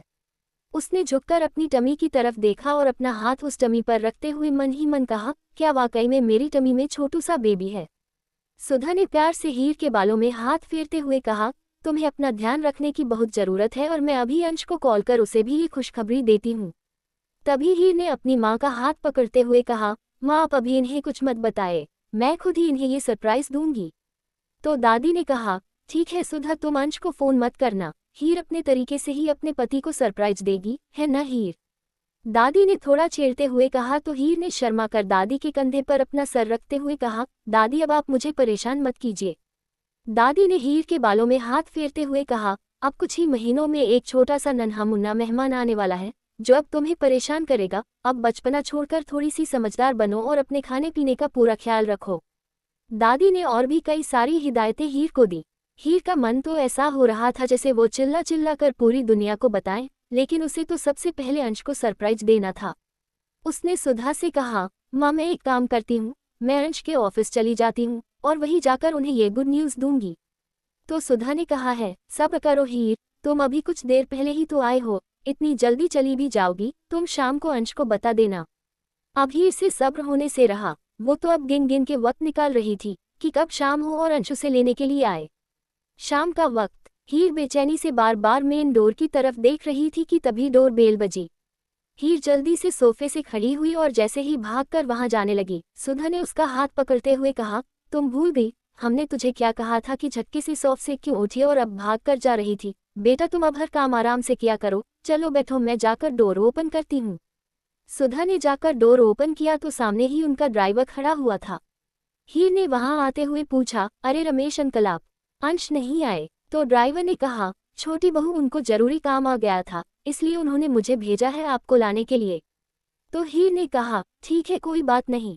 फिर सुधा से कहा, ठीक है माँ मैं चलती हूँ, मैं फिर आऊंगी आपसे मिलने। दादी ने हीर के पास आते हुए कहा, संभाल कर जाना बेटा और अपनी तबीयत का पूरा ख्याल रखना, ठीक है, और जो जो बातें मैंने कही है उस बात का भी ध्यान रखना। हीर ने अपना सिर हाँ में हिलाया, फिर अपने पूरे परिवार से मिलने के बाद ड्राइवर के साथ बाहर आ गई। हीर गाड़ी की पिछली सीट पर बैठी हुई थी और ड्राइवर गाड़ी ड्राइव कर रहा था। हीर तो इतनी बेचैन हो रही थी कि वो सोच रही थी कब ये वक्त कटेगा और कब वो अंश से मिलेगी और अंश को ये गुड न्यूज़ देगी। तभी उसका फोन रिंग करने लगा। हीर ने अपने फोन की तरफ देखा तो यह अननोन नंबर था। हीर ने पहले तो उस नंबर को इग्नोर किया। एपिसोड 196। कहानी अब तक। हीर ने कहा, ठीक है कोई बात नहीं। फिर सुधा से कहा, ठीक है माँ मैं चलती हूँ, मैं फिर आऊंगी आपसे मिलने। दादी ने हीर के पास आते हुए कहा, संभाल कर जाना बेटा और अपनी तबीयत का पूरा ख्याल रखना, ठीक है, और जो जो बातें मैंने कही है उस बात का भी ध्यान रखना। हीर ने अपना सिर हाँ में हिलाया, फिर अपने पूरे परिवार से मिलने के बाद ड्राइवर के साथ बाहर आ गई। हीर गाड़ी की पिछली सीट पर बैठी हुई थी और ड्राइवर गाड़ी ड्राइव कर रहा था। हीर तो इतनी बेचैन हो रही थी कि वो सोच रही थी कब ये वक्त कटेगा और कब वो अंश से मिलेगी और अंश को ये गुड न्यूज़ देगी। तभी उसका फोन रिंग करने लगा। हीर ने अपने फोन की तरफ देखा तो यह अननोन नंबर था। हीर ने पहले तो उस नंबर को इग्नोर किया। अब आगे हीर का फोन रिंग किए ही जा रहा था। आखिरकार हीर ने फोन पिक करके कान पर लगाया तो दूसरी तरफ साक्षी थी। साक्षी ने कहा, हेलो हीर, ये तुम ही हो ना? उद्धरण चिन्ह। तो हीर ने हैरानी से कहा, साक्षी दी आप उस दिन वहां मॉल में मिलने क्यों नहीं आई? आपको पता है मैंने आपका कितना वेट किया था? उद्धरण चिन्ह। तो साक्षी ने शांत आवाज में कहा, हीर मुझे कुछ काम आ गया था इसलिए मैं नहीं आ पाई। क्या तुम मुझसे अभी मिल सकती हो? तो हीर ने कहा, अभी इस वक्त? उद्धरण चिन्ह। तो साक्षी ने कहा, हाँ हीर, क्योंकि मैं कल ही कुछ दिनों के लिए एब्रॉड जा रही हूँ तो शायद तब मैं तुमसे न मिल पाऊँ। उद्धरण चिन्ह। तो हीर ने कहा, कहाँ आना होगा मिलने बताइए। उद्धरण चिन्ह। तो साक्षी ने कहा, मैं तुम्हें एक एड्रेस सेंड करती हूँ, तुम बस वहीं पहुँच जाओ, मैं वहीं पर तुम्हें इंतजार करती हुई मिलूंगी। हीर ने कहा, ठीक है, मैं बस अभी पहुँचती हूँ। कुछ देर बाद साक्षी ने उसे एक जगह का एड्रेस सेंड कर दिया तो हीर ने ड्राइवर से कहा, रमेश अंकल आप मुझे इस एड्रेस पर ले चलिए, वहां पर कोई मेरा इंतजार कर रहा है। उद्धरण चिन्ह। ड्राइवर ने हीर की बात मानकर अपनी गाड़ी उसी रास्ते पर मोड़ ली जहां पर हीर को जाना था। कुछ देर बाद हीर की गाड़ी एक पार्क के सामने आकर रुकी। शाम हो चुकी थी इसीलिए कुछ लोग पार्क में वॉक करने के लिए भी आए थे और कुछ बच्चे वहां पर खेल भी रहे थे। हीर गाड़ी से बाहर आए और उसने साक्षी का नंबर डायल किया तो साक्षी ने फोन पिक करके उसे बता दिया कि वो कहां पर उसका इंतजार कर रही है। हीर ने ड्राइवर से कहा, अंकल आप मेरा वेट कीजिए, बस मैं अभी आ जाऊंगी। उद्धरण चिन्ह। फिर वो पार्क के अंदर चली गई। कुछ ही दूरी पर चलने पर उसे साक्षी एक पेड़ के नीचे उसी का वेट करते हुए नजर आई।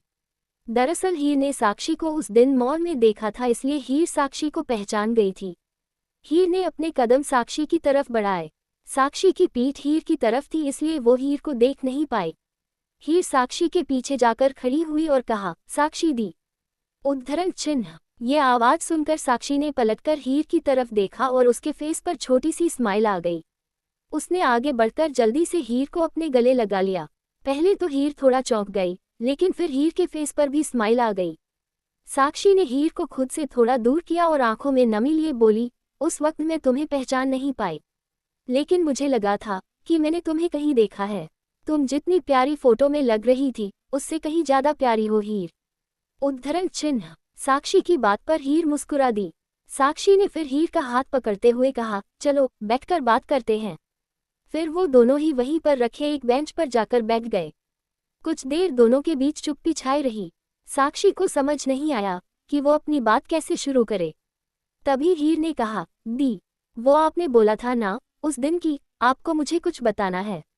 मतलब अन्वी दी की डायरी के बारे में भी? उद्धरण चिन्ह। तो साक्षी ने कहा, हाँ हीर, मैं तुम्हें सच बताना चाहती थी, लेकिन समझ नहीं आ रहा कि कैसे कहूँ। उद्धरण चिन्ह। तो हीर ने कहा, दी, आप सच बताने के लिए इतना सोच क्यों रही हैं?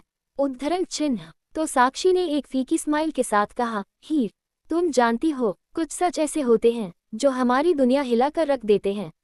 बस इसी वजह से मेरी हिम्मत नहीं हो रही। उद्धरण चिन्ह। साक्षी की बात सुनकर हीर कंफ्यूज हो गई कि भला ऐसा कौन सा सच हो सकता है। फिर भी उसने कहा, दी, मैं जानना चाहती हूँ कि मेरी अन्वी दी के साथ क्या हुआ था और वो किससे प्यार करती थी। आपको पता है, उनके जाने से कुछ दिन पहले ही उन्होंने मुझे फ़ोन पर बताया था कि वो किसी से बहुत प्यार करती हैं। और मैंने उनसे बहुत पूछा भी था कि वो कौन है, पर उन्होंने मुझे नहीं बताया और कहा जब शिमला आएगी तब वो मुझे सब कुछ बताएंगी। फिर उदास होते हुए कहा, लेकिन वो मौका कभी आया ही नहीं। मैं इसीलिए उस लड़के के बारे में जानना चाहती हूँ ताकि मुझे पता चले कि मेरी अन्वी दी किस परेशानी से गुजर रही थी।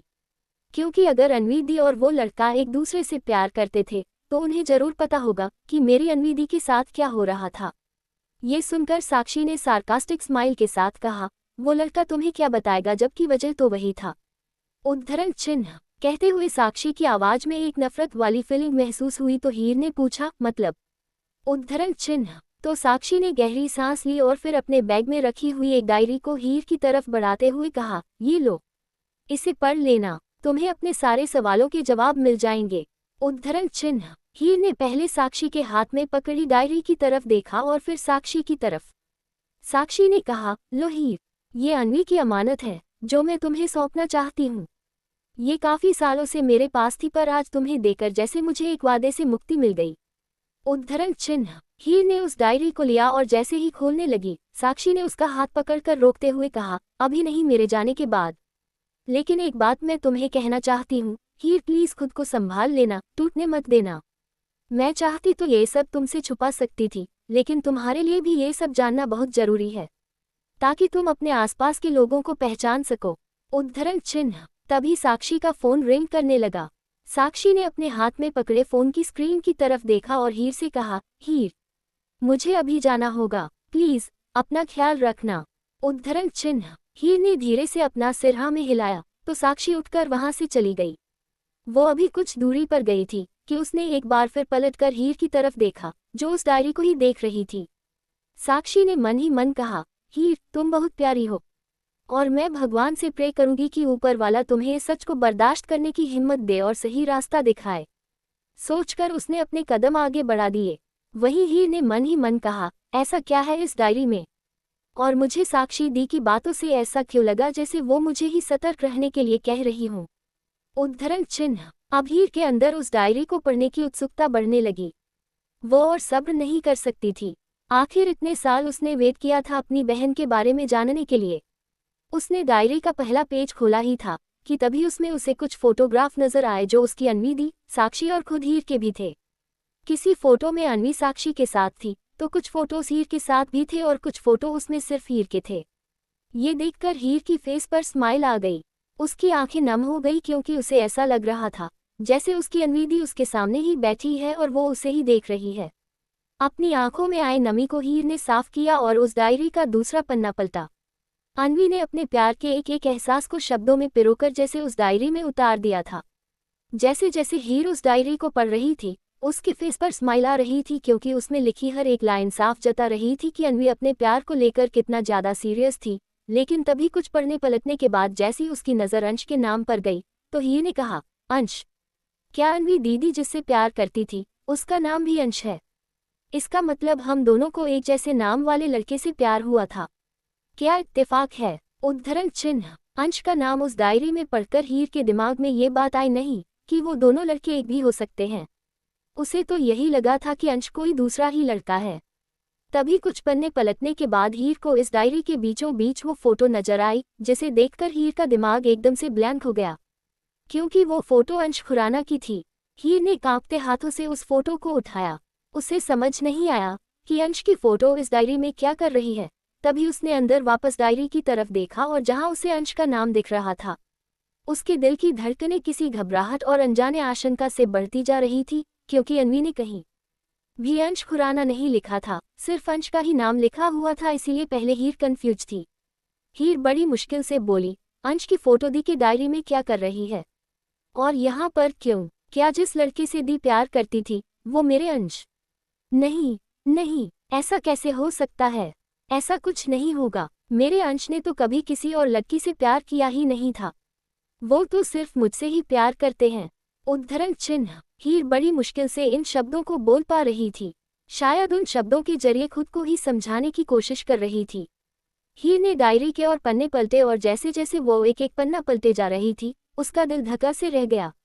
उसे समझते देर नहीं लगी कि उसकी अन्वी दी जिससे प्यार करती थी वो अंश ही था, और अंश ने ही उसकी अन्वी का दिल तोड़ा था।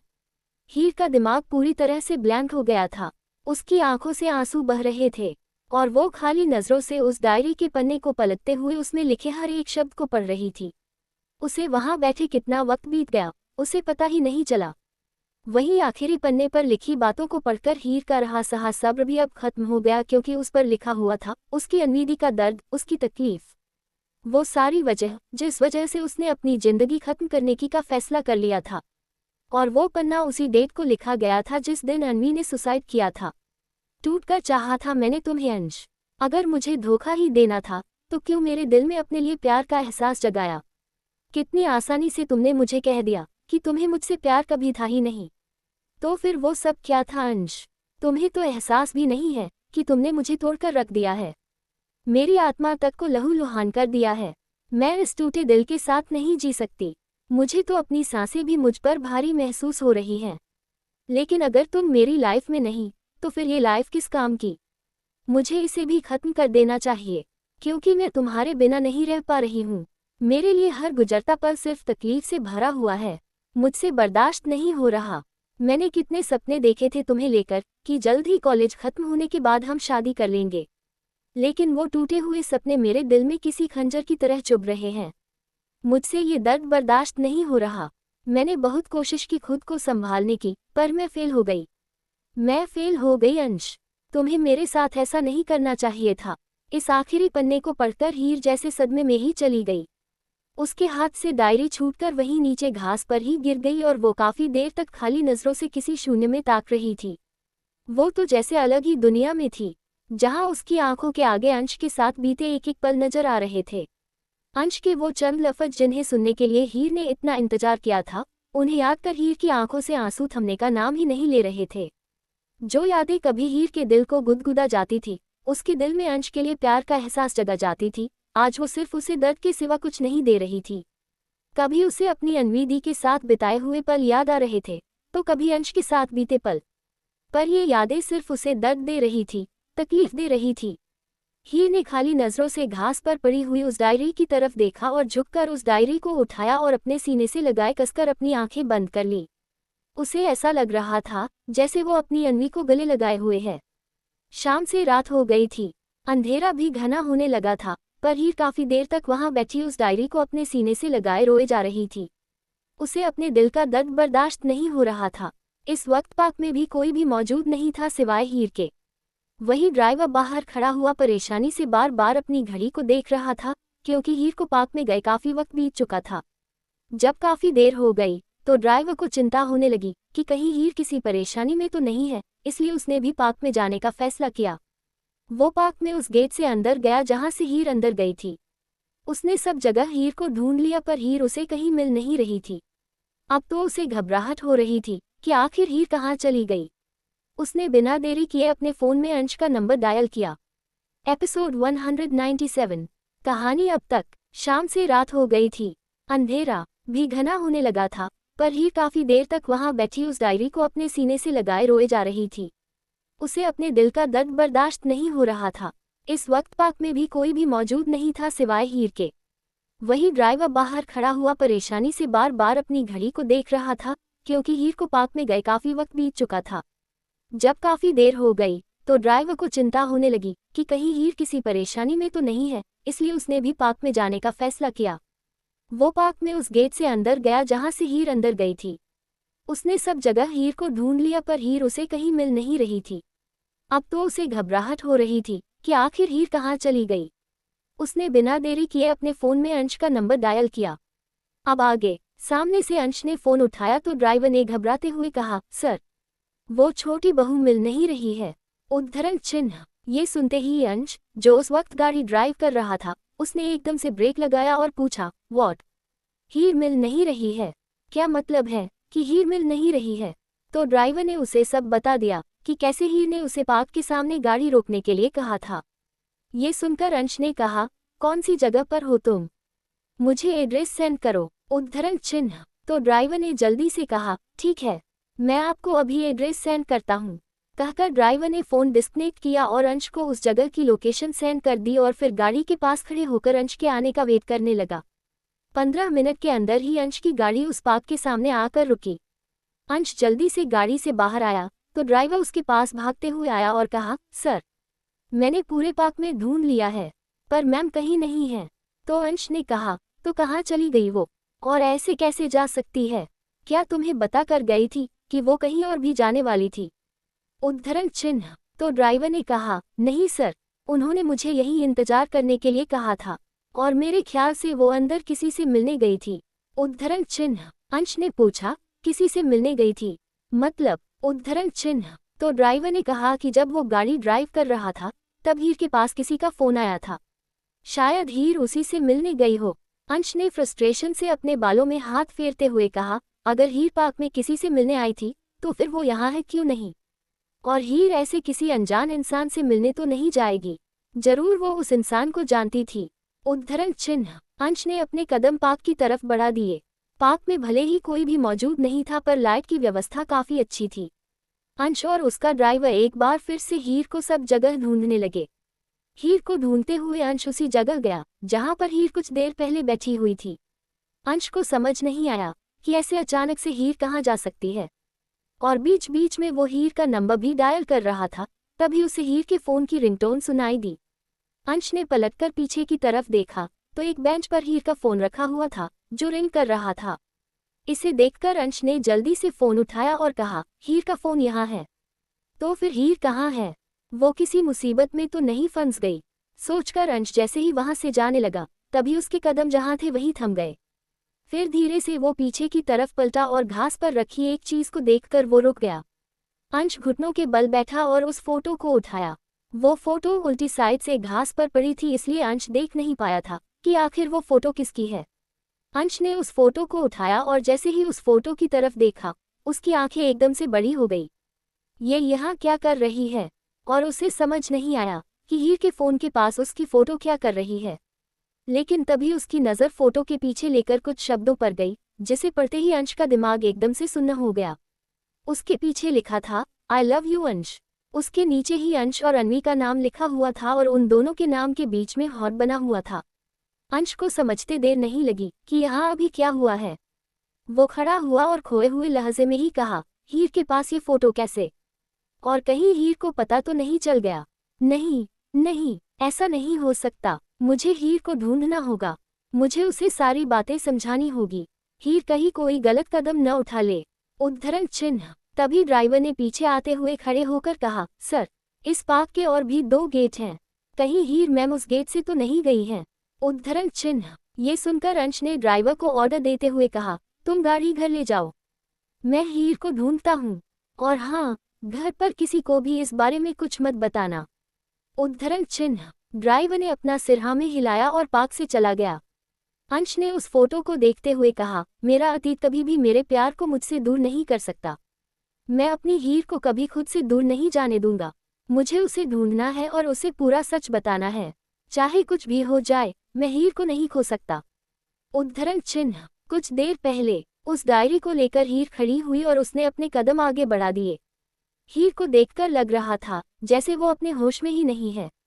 वो आगे बढ़ती जा रही थी। उसे पता ही नहीं चला कि वो दूसरे गेट की तरफ बढ़ रही है।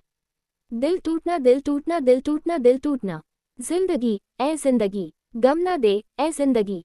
ना जला हाथों को यूं, छूने दे कोई खुशी, किस्मत ने यूं छोड़ा हमें, शीशा बना के तोड़ा हमें, जख्मों से है सांसें भरी, जख्मों को थोड़ा सीने देना, दिल टूटना दिल टूटना दिल टूटना दिल टूटना दिल टूटना दिल टूटना। क्योंकि जिस तरफ से वो आई थी, ये रास्ता वो नहीं था। पार्क के दूसरे गेट से बाहर निकलकर हीर सड़क पर इसी तरह से चली जा रही थी। उसकी आंखों से लगातार आंसू बह रहे थे और चेहरे पर बेइंतहा दर्द नजर आ रहा था। उसे पता ही नहीं था कि वो किस तरफ जा रही है, उसे कहाँ जाना है, बस वो बेसुध सी चली जा रही थी। चलते चलते वो सड़क के बीचों बीच आ गई। दिल टूटना दिल टूटना दिल टूटना दिल टूटना दिल टूटना दिल टूटना। जीने देना जीने देना जिंदगी तू जीने देना, जीने देना जीने देना जिंदगी तू जीने देना। पल पल हर एक पल सहमा है क्यों, हर लम्हा क्यों है डरा, चांद आसमान पे लगता है यूं, खंजर पे दिल है धरा। पल पल हर एक पल सहमा है क्यों, हर लम्हा क्यों है डरा, चांद आसमान पे लगता है यूं, खंजर पे दिल है धरा। कातिल सी क्यों हर रात है, पत्थर लिए क्यों हर हाथ है, जख्मों से है सांसें भरी, जख्मों को थोड़ा सीने देना, दिल टूटना दिल टूटना दिल टूटना दिल टूटना दिल टूटना दिल टूटना। आसपास गुजरती हुई गाड़ियां उसे बार बार हॉर्न दे रही थी, पर हीर जैसे अपने होश में थी ही नहीं। उसके दिमाग में तो सिर्फ अतीत और अतीत से जुड़ी यादें किसी फिल्म की तरह चल रही थी। दिल टूटना दिल टूटना दिल टूटना दिल टूटना दिल टूटना दिल टूटना। जीने देना जीने देना जिंदगी तू जीने देना, जीने देना जीने देना जिंदगी तू जीने देना। शिकवा करे हम गैरों से क्या, खुद से हुए अजनबी, चलने को आगे रास्ता नहीं, लाए कहा जिंदगी, आंखें तो है सपना नहीं, इस भीड़ में कोई अपना नहीं, जख्मों से है सांसें भरी, जख्मों को थोड़ा सीने देना, जीने देना जीने देना जिंदगी तू जीने देना। दिल टूटना दिल टूटना दिल टूटना दिल टूटना दिल टूटना दिल टूटना। तभी उसकी आंखों के आगे एक तेज रोशनी आई। हीर इससे पहले कि खुद को संभाल पाती, वो अचानक ही किसी गाड़ी को अपने सामने देखकर एकदम शॉक्ड हो गई और खुद को संभाल नहीं सकी और अपने होश खोकर वही सड़क पर ही बेहोश हो गई। वही गाड़ी में बैठे शख्स ने भी वक्त पर ही ब्रेक लगा दिया था, क्योंकि अगर उसने ब्रेक लगाने में कुछ सेकंड की भी देर की होती तो शायद उससे हीर को टक्कर लग जाती और उसका एक्सीडेंट हो सकता था। वही गाड़ी में बैठे हुए शख्स के मुंह से हैरानी से निकला, हीर।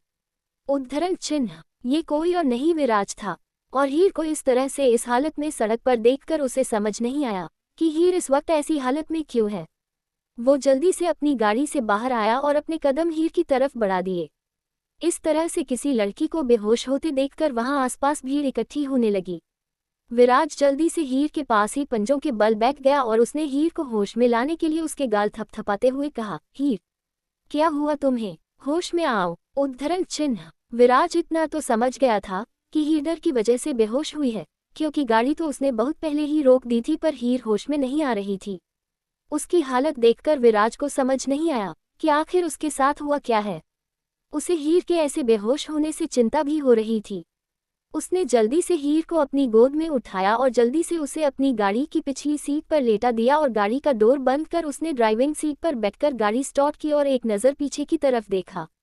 हीर बेहोश पिछली सीट पर लेटी हुई थी। विराज ने अपनी गाड़ी आगे बढ़ा दी। कुछ देर बाद हॉस्पिटल। विराज एक रूम के बाहर वॉल से टिककर खड़ा हुआ था। उसने अपने दोनों हाथ अपनी पॉकेट में डाले हुए थे और अपना एक पैर वॉल पर टिकाया हुआ था और सर झुकाए जैसे वो कुछ सोच रहा था। इस बीच उसने कई बार अंश को कॉल भी किया, पर अंश उसका फोन पिक नहीं कर रहा था।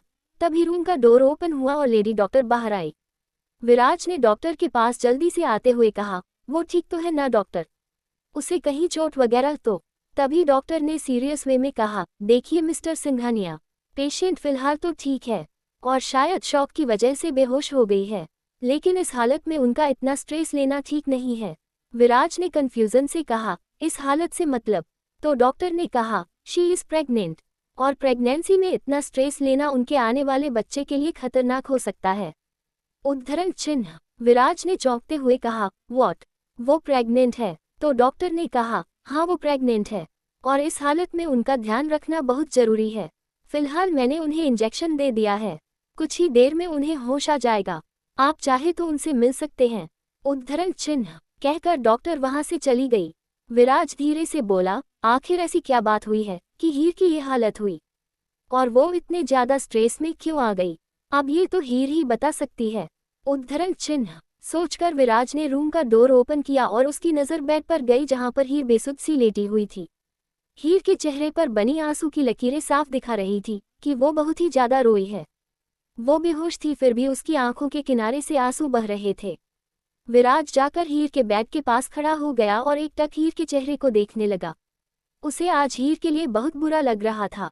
वो समझ नहीं पा रहा था कि आखिर हीर के साथ ऐसा क्या हुआ है। तभी उसकी नज़र साइड में रखी डायरी की तरफ गई। हीर ने बेहोशी में भी उस डायरी को कसकर पकड़ा हुआ था, पर विराज ने उस वक्त ध्यान नहीं दिया था। उस डायरी को देखकर विराज ने कुछ सोचा और फिर उस डायरी को लेकर वहीं रखे सोफे पर बैठ गया। पर जैसे ही वो उस डायरी को पढ़ने लगा, उसकी आंखें हैरानी से बड़ी हो गई। कुछ देर बाद उसने डायरी बंद करते हुए कहा, तो क्या इस वजह से? जो भी हो, हीर के सामने सच इस तरह नहीं आना चाहिए था। उद्धरण चिन्ह दरअसल विराज को इस बात की भी चिंता थी कि हीर प्रेग्नेंट थी और इस तरह से अचानक उसके सामने अन्वी का सच आना उसके और उसके बच्चे के लिए ठीक नहीं था। उसे अब हीर की चिंता हो रही थी कि पता नहीं ये लड़की अब खुद को कैसे संभालेगी। तभी उसके कानों में हीर के बड़बड़ाने की आवाज आई। विराज की नज़र हीर पर गई, जो शायद होश में आ रही थी। विराज जल्दी से हीर के पास गया और उसका हाथ पकड़ते हुए बोला, हीर, होश में आओ, देखो सब ठीक है, कुछ नहीं हुआ है। उद्धरण चिन्ह हीर ने धीरे से अपनी आंखें खोली। सामने विराज को देखकर हीर कुछ पल के लिए तो हड़बड़ा गई और जैसे ही उसने जल्दी से उठने की कोशिश की, विराज ने उसके कंधे पर हाथ रख उसे रोकते हुए कहा, देखो शांत हो जाओ, घबराने की जरूरत नहीं है, और तुम इस समय हॉस्पिटल में हो।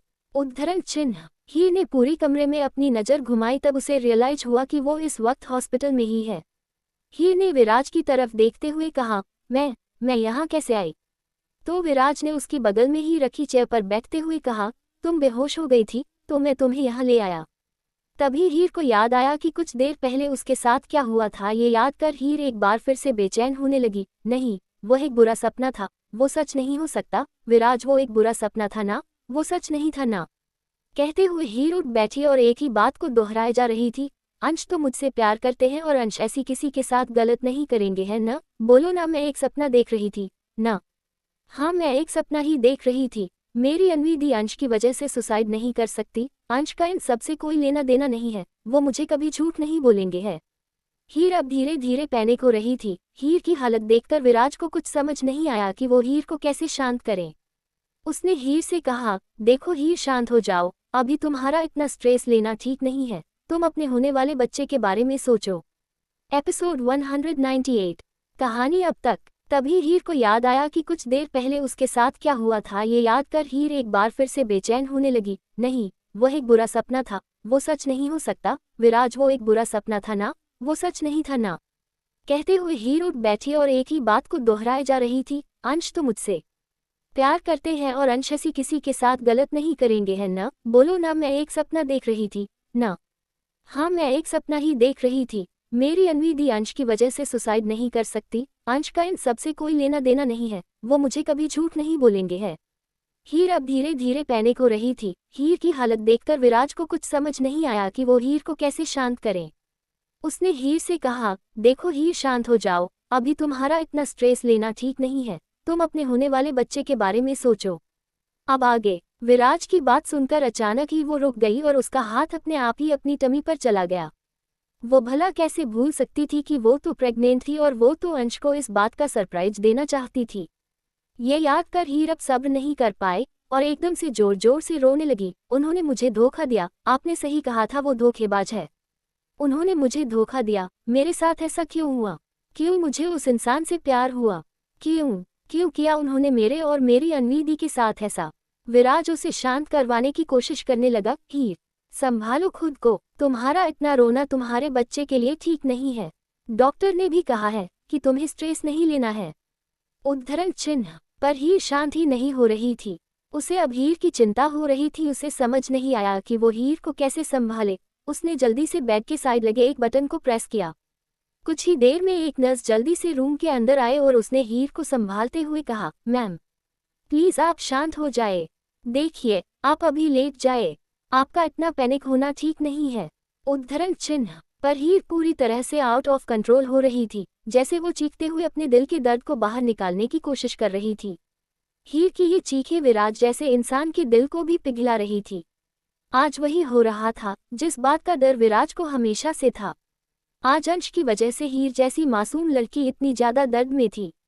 हीर जब और भी ज्यादा पैनिक होने लगी तो नर्स ने कहा, सर, हमें इन्हें इंजेक्शन देना होगा। इनका इतना ज्यादा पैनिक होना ठीक नहीं है। उद्धरण चिन्ह। विराज ने कहा, ठीक है, जो करना है जल्दी से करो। उद्धरण चिन्ह। तो नर्स ने कहा, प्लीज आप इन्हें पकड़िए। उद्धरण चिन्ह। विराज ने हीर के पास बैठकर उसे कसकर पकड़ लिया। हीर बार बार विराज की पकड़ से छूटने की कोशिश कर रही थी, पर विराज की मजबूत पकड़ से छूट नहीं पा रही थी। विराज ने कसकर उसकी बाहों को पकड़ा तो नर्स ने जल्दी से एक इंजेक्शन उसकी बाह में इंजेक्ट कर दिया। इसी के साथ हीर एक बार फिर से विराज की बाहों में बेहोश हो गई। विराज ने उसे आहिस्ता से बेड पर लेटाया। नर्स ने पूछा, सर, क्या आप इनके हस्बैंड हैं? तो विराज ने कहा, नहीं, बस ये मान लो कि फैमिली से ही हूँ। तो नर्स ने कहा, इस वक्त इनके हस्बैंड को उनके पास होना चाहिए। प्लीज आप उन्हें बुला दीजिए, इनकी कंडीशन बहुत खराब हो रही है। विराज ने कहा, मैं उससे कांटेक्ट करने की कोशिश कर रहा हूँ। उद्धरण चिन्ह। नर्स अब वहां से चली गई। विराज ने मन ही मन कहा, विराज, अंश को तो तुझे यहाँ बुलाना ही होगा।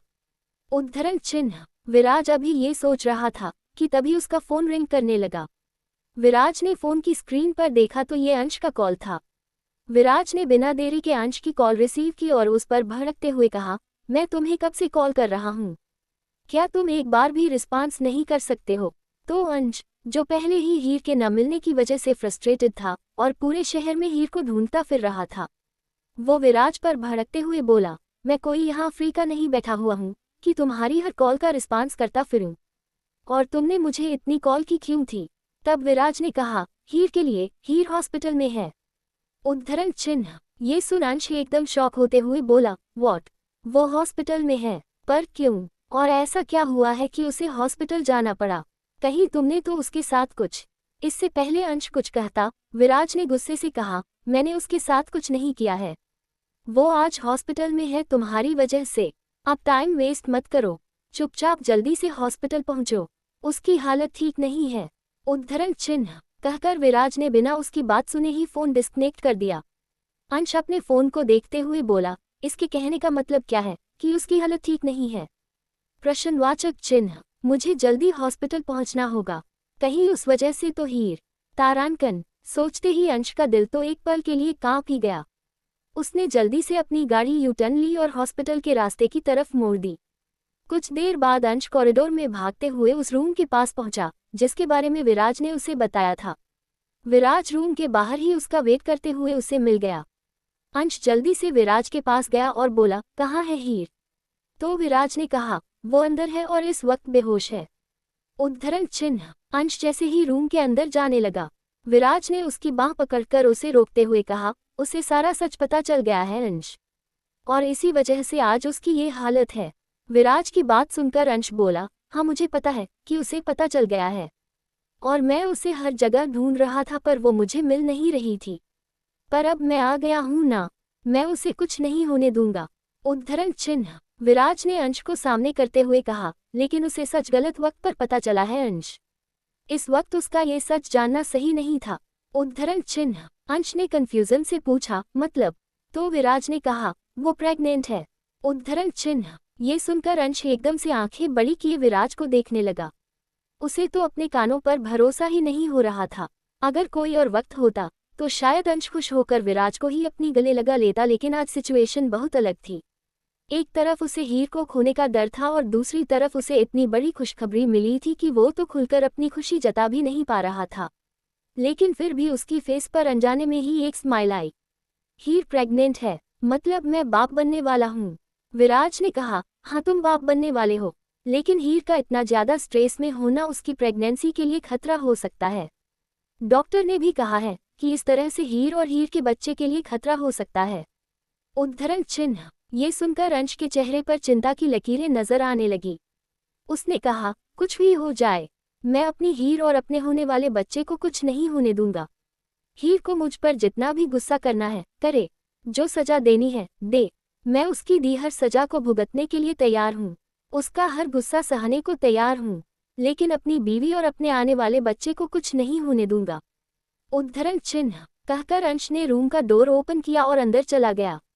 विराज ने गहरी सांस लेते हुए कहा, भले ही वो तुम पर गुस्सा है, भले ही उसके दर्द की वजह तुम हो, लेकिन उसके दर्द का इलाज भी तुम हो अंश, क्योंकि उसे इस वक्त सबसे ज्यादा जरूरत तुम्हारी ही है। अंश के वहां आने से अब विराज थोड़ा सा रिलैक्स हुआ। अब उसे पता था कि अंश अब सब संभाल लेगा, इसलिए वो भी वहां नहीं रुका और वहां से चला गया। अंश हीर का हाथ थामे हुए उसके बगल में ही बैठा हुआ था। वो एक हाथ से हीर के बालों को सहला रहा था। उसकी आंखों में आज कई तरह के इमोशन नजर आ रहे थे, क्योंकि वो जानता था कि उसकी ये हालत खुद अंश की वजह से है। अंश ने हीर के हाथ के पीछे अपनी होंठ रखे और अपनी आंखें कसकर बंद कर ली। उसे हीर और अपने होने वाले बच्चे के लिए डर भी लग रहा था। उसने धीरे से अपनी आंख खोली और अपना एक हाथ हीर की टमी पर रखा और उसके फेस पर अनजाने में ही एक स्माइल आ गई, जैसे वो अपने अंश को महसूस कर रहा हो। तभी रूम का डोर ओपन हुआ और डॉक्टर ने अंदर आते हुए कहा, क्या आप ही हीर के हस्बैंड हैं? उद्धरण चिन्ह अंश ने पलटकर डॉक्टर की तरफ देखा और खड़े होते हुए कहा, यस डॉक्टर। कैसी है मेरी वाइफ? कोई खतरे की बात तो नहीं है? डॉक्टर ने अंश से कहा, देखिए, इनका इतना ज्यादा स्ट्रेस लेना आगे जाकर खतरा बन सकता है, तो बेहतर होगा कि इन्हें स्ट्रेस से दूर रखा जाए। वैसे सब कुछ ठीक है। उद्धरण चिन्ह अंश ने कहा, क्या मैं इसे घर ले जा सकता हूँ? तो डॉक्टर ने कहा, हाँ, इन्हें होश आने दीजिए, फिर अपने घर ले जाएगा। उद्धरण चिन्ह नहीं, मैं इसे अभी ले जाना चाहता हूँ, अंश ने कहा। डॉक्टर ने कुछ देर सोचने के बाद कहा, ठीक है, पर आप थोड़ा सा ध्यान रखिएगा, और अगर किसी भी तरह की परेशानी होती है तो आप मुझे कॉल कीजिएगा। अंश ने अपना सिर हाँ में हिलाया और संभाल कर हीर को अपने गोद में उठाते हुए कहा, थैंक्स डॉक्टर, मेरी बीवी का इतना ख्याल रखने के लिए। उद्धरण चिन्ह कहकर उसने अपने कदम वार्ड के डोर की तरफ बढ़ा दिए। हीर बेसुध हालत में अंश की गोद में थी, वहीं अंश उसे लिए आगे बढ़ रहा था। कुछ देर बाद अंश उसे अपनी गाड़ी के पास लेकर आया और गाड़ी की पिछली सीट का डोर ओपन कर उसे संभाल कर पैसेंजर सीट पर लिटा दिया। फिर प्यार से उसके माथे को चूमते हुए कहा, सब ठीक हो जाएगा हीर, मैं सब ठीक कर दूंगा, तुम्हें कुछ नहीं होने दूंगा। उद्धरण चिन्ह हीर का एक हाथ नीचे की तरफ लटक रहा था। अंश ने उसे आहिस्ते से हीर के ऊपर रखा और इस बात का पूरा ध्यान रखा कि कहीं नींद में हीर नीचे ना गिर जाए। जब उसे तसल्ली हो गई कि हीर अब सेफली सीट पर लेटी हुई है तो वो बाहर आया और उसने गाड़ी का डोर बंद किया और आकर ड्राइविंग सीट पर बैठ गया और गाड़ी स्टार्ट कर वहां से निकल गया। गाड़ी चलाते वक्त भी उसने पूरा ध्यान रखा था कि किसी भी तरह का झटका हीर को ना लगे। कुछ देर बाद उसकी गाड़ी अपने मैंशन की बाहर आकर रुकी। गार्ड ने जल्दी से मेन गेट ओपन किया। अंश ने अपनी गाड़ी अंदर की तरफ ली और मेन एंट्रेंस पर आकर उसने अपनी गाड़ी रोक दी। फिर जल्दी से उसने हीर को वापस अपनी गोद में उठाया और अपने कदम मेन एंट्रेंस की तरफ बढ़ा दिए। कुछ देर बाद अंश उसे अपने रूम में ले आया और संभाल कर उसे अपने बेड पर लिटा दिया। हीर को अभी तक होश नहीं आया था। इंजेक्शन की वजह से वो अभी गहरी नींद में थी। तभी अंश का फोन रिंग करने लगा। वो नहीं चाहता था कि हीर की नींद डिस्टर्ब हो, इसलिए फोन लेकर वो बालकनी की तरफ चला गया। इस वक्त उसके फोन पर शिवांश की कॉल थी। अंश का फोन पिक किया तो सामने से शिवांश ने कहा, अंश, हीर कहाँ है? क्या वो तुम्हारे साथ है? अंश ने कहा, हाँ शिवांश, वो मेरे साथ है। उद्धरण चिन्ह शिवांश को अंश की बातों से ही लग रहा था कि वो बहुत ज्यादा परेशान है, इसीलिए उसने पूछा, क्या हुआ है अंश? तुम मुझे परेशान क्यों लग रहे हो? उद्धरण चिन्ह तो अंश ने गहरी सांस लेते हुए कहा, बात परेशानी की है शिवांश। उद्धरण चिन्ह तो शिवांश ने पूछा, कौन सी परेशानी? तो अंश ने कहा, हीर को अन्वी के बारे में सब पता चल गया है। क्या तुम मुझे मेरे मेंशन पर आकर मिल सकते हो? उद्धरण चिन्ह ये बात सुनकर शिवांश भी परेशान होते हुए बोला, हाँ, मैं अभी आ रहा हूँ। उद्धरण चिन्ह कहकर शिवांश ने फोन डिस्कनेक्ट किया। अंश वही काउच पर जाकर बैठ गया और पीछे की तरफ सिर टिकाए वो एकटक आसमान की तरफ देखने लगा। अमावस की रात थी, इसीलिए तारे आसमान में नजर आ रहे थे। आसमान को देखते हुए अंश मन ही मन बोला, कितनी कोशिश की मैंने कि हीर को अपनी अतीत की उन यादों से दूर रख सकूं, पर आखिरकार उस अतीत के सच ने हमारी जिंदगी में जहर घोल ही दिया। कैसे संभाल लूंगा मैं हीर को? कैसे समझाऊंगा उसे? सोचते हुए अंश ने अपनी आंखें बंद कर ली। अभी उसे ऐसे बैठे हुए आधा घंटा ही बीता था कि तभी उसका फोन एक बार फिर से रिंग करने लगा। अंश समझ गया कि जरूर ये शिवांश की ही कॉल होगी। उसने फोन पिक करते हुए कहा, तुम नीचे मेरा वेट करो, मैं आ रहा हूँ। उद्धरण चिन्ह कहकर उसने फोन डिस्कनेक्ट किया और रूम की तरफ बढ़ गया। हीर अभी भी सो रही थी। अंश ने उसे ब्लैंकेट अच्छे से कवर किया और उसकी फहद को किस करते हुए उसके चेहरे को सहलाया और कहा, जानता हूँ तुम मुझ पर बहुत गुस्सा करोगी, बहुत ज्यादा नाराज होगी और शायद नफरत भी करो। वो तुम्हारा हक है, लेकिन अगर तुम मुझसे दूर जाने की बात करोगी तो वो हक मैंने तुम्हें नहीं दिया है जान। अंश कुछ देर तक तो हीर के चेहरे को देखता रहा और फिर रूम से बाहर निकल गया। नीचे हॉल में ही शिवांश बेचैनी से अंश के आने का वेट कर रहा था। उसने जब अंश को सीढ़ियों से नीचे आते हुए देखा तो जल्दी से सोफे से खड़ा हुआ और उसकी तरफ बढ़ते हुए बोला, क्या हुआ अंश? और हीर को कैसे पता चला वो सब? कहीं विराज ने तो उसे सच नहीं बताया? उद्धरण चिन्ह। अंश नीचे आया और सोफे पर बैठते हुए बोला, नहीं, विराज ने उसे सच नहीं बताया है। सच उसे किसी और से पता चला है। तो शिवांश भी उसके सामने ही बैठते हुए बोला, किससे? तो अंश ने कहा, मुझे लगता है कि साक्षी से, क्योंकि साक्षी काफी वक्त से हीर से मिलने की कोशिश कर रही थी। एपिसोड 199। कहानी अब तक। हीर अभी भी सो रही थी। अंश ने उसे ब्लैंकेट अच्छे से कवर किया और उसकी फहद को किस करते हुए उसके चेहरे को सहलाया और कहा, जानता हूँ तुम मुझ पर बहुत गुस्सा करोगी, बहुत ज्यादा नाराज होगी और शायद नफरत भी करो।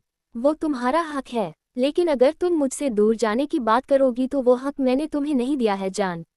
अंश कुछ देर तक तो हीर के चेहरे को देखता रहा और फिर रूम से बाहर निकल गया। नीचे हॉल में ही शिवांश बेचैनी से अंश के आने का वेट कर रहा था। उसने जब अंश को सीढ़ियों से नीचे आते हुए देखा तो जल्दी से सोफे से खड़ा हुआ और उसकी तरफ बढ़ते हुए बोला, क्या हुआ अंश? और हीर को कैसे पता चला वो सब? कहीं विराज ने तो उसे सच नहीं बताया? उद्धरण चिन्ह। अंश नीचे आया और सोफे पर बैठते हुए बोला, नहीं, विराज ने उसे सच नहीं बताया है। सच उसे किसी और से पता चला है। तो शिवांश भी उसके सामने ही बैठते हुए बोला, किससे? तो अंश ने कहा, मुझे लगता है कि साक्षी से, क्योंकि साक्षी काफी वक्त से हीर से मिलने की कोशिश कर रही थी। अब आज ये सुनकर शिवांश एकदम चौंकते हुए बोला, व्हाट? साक्षी? पर साक्षी हीर को सच क्यों बताएगी? और वो हीर से मिली कैसे?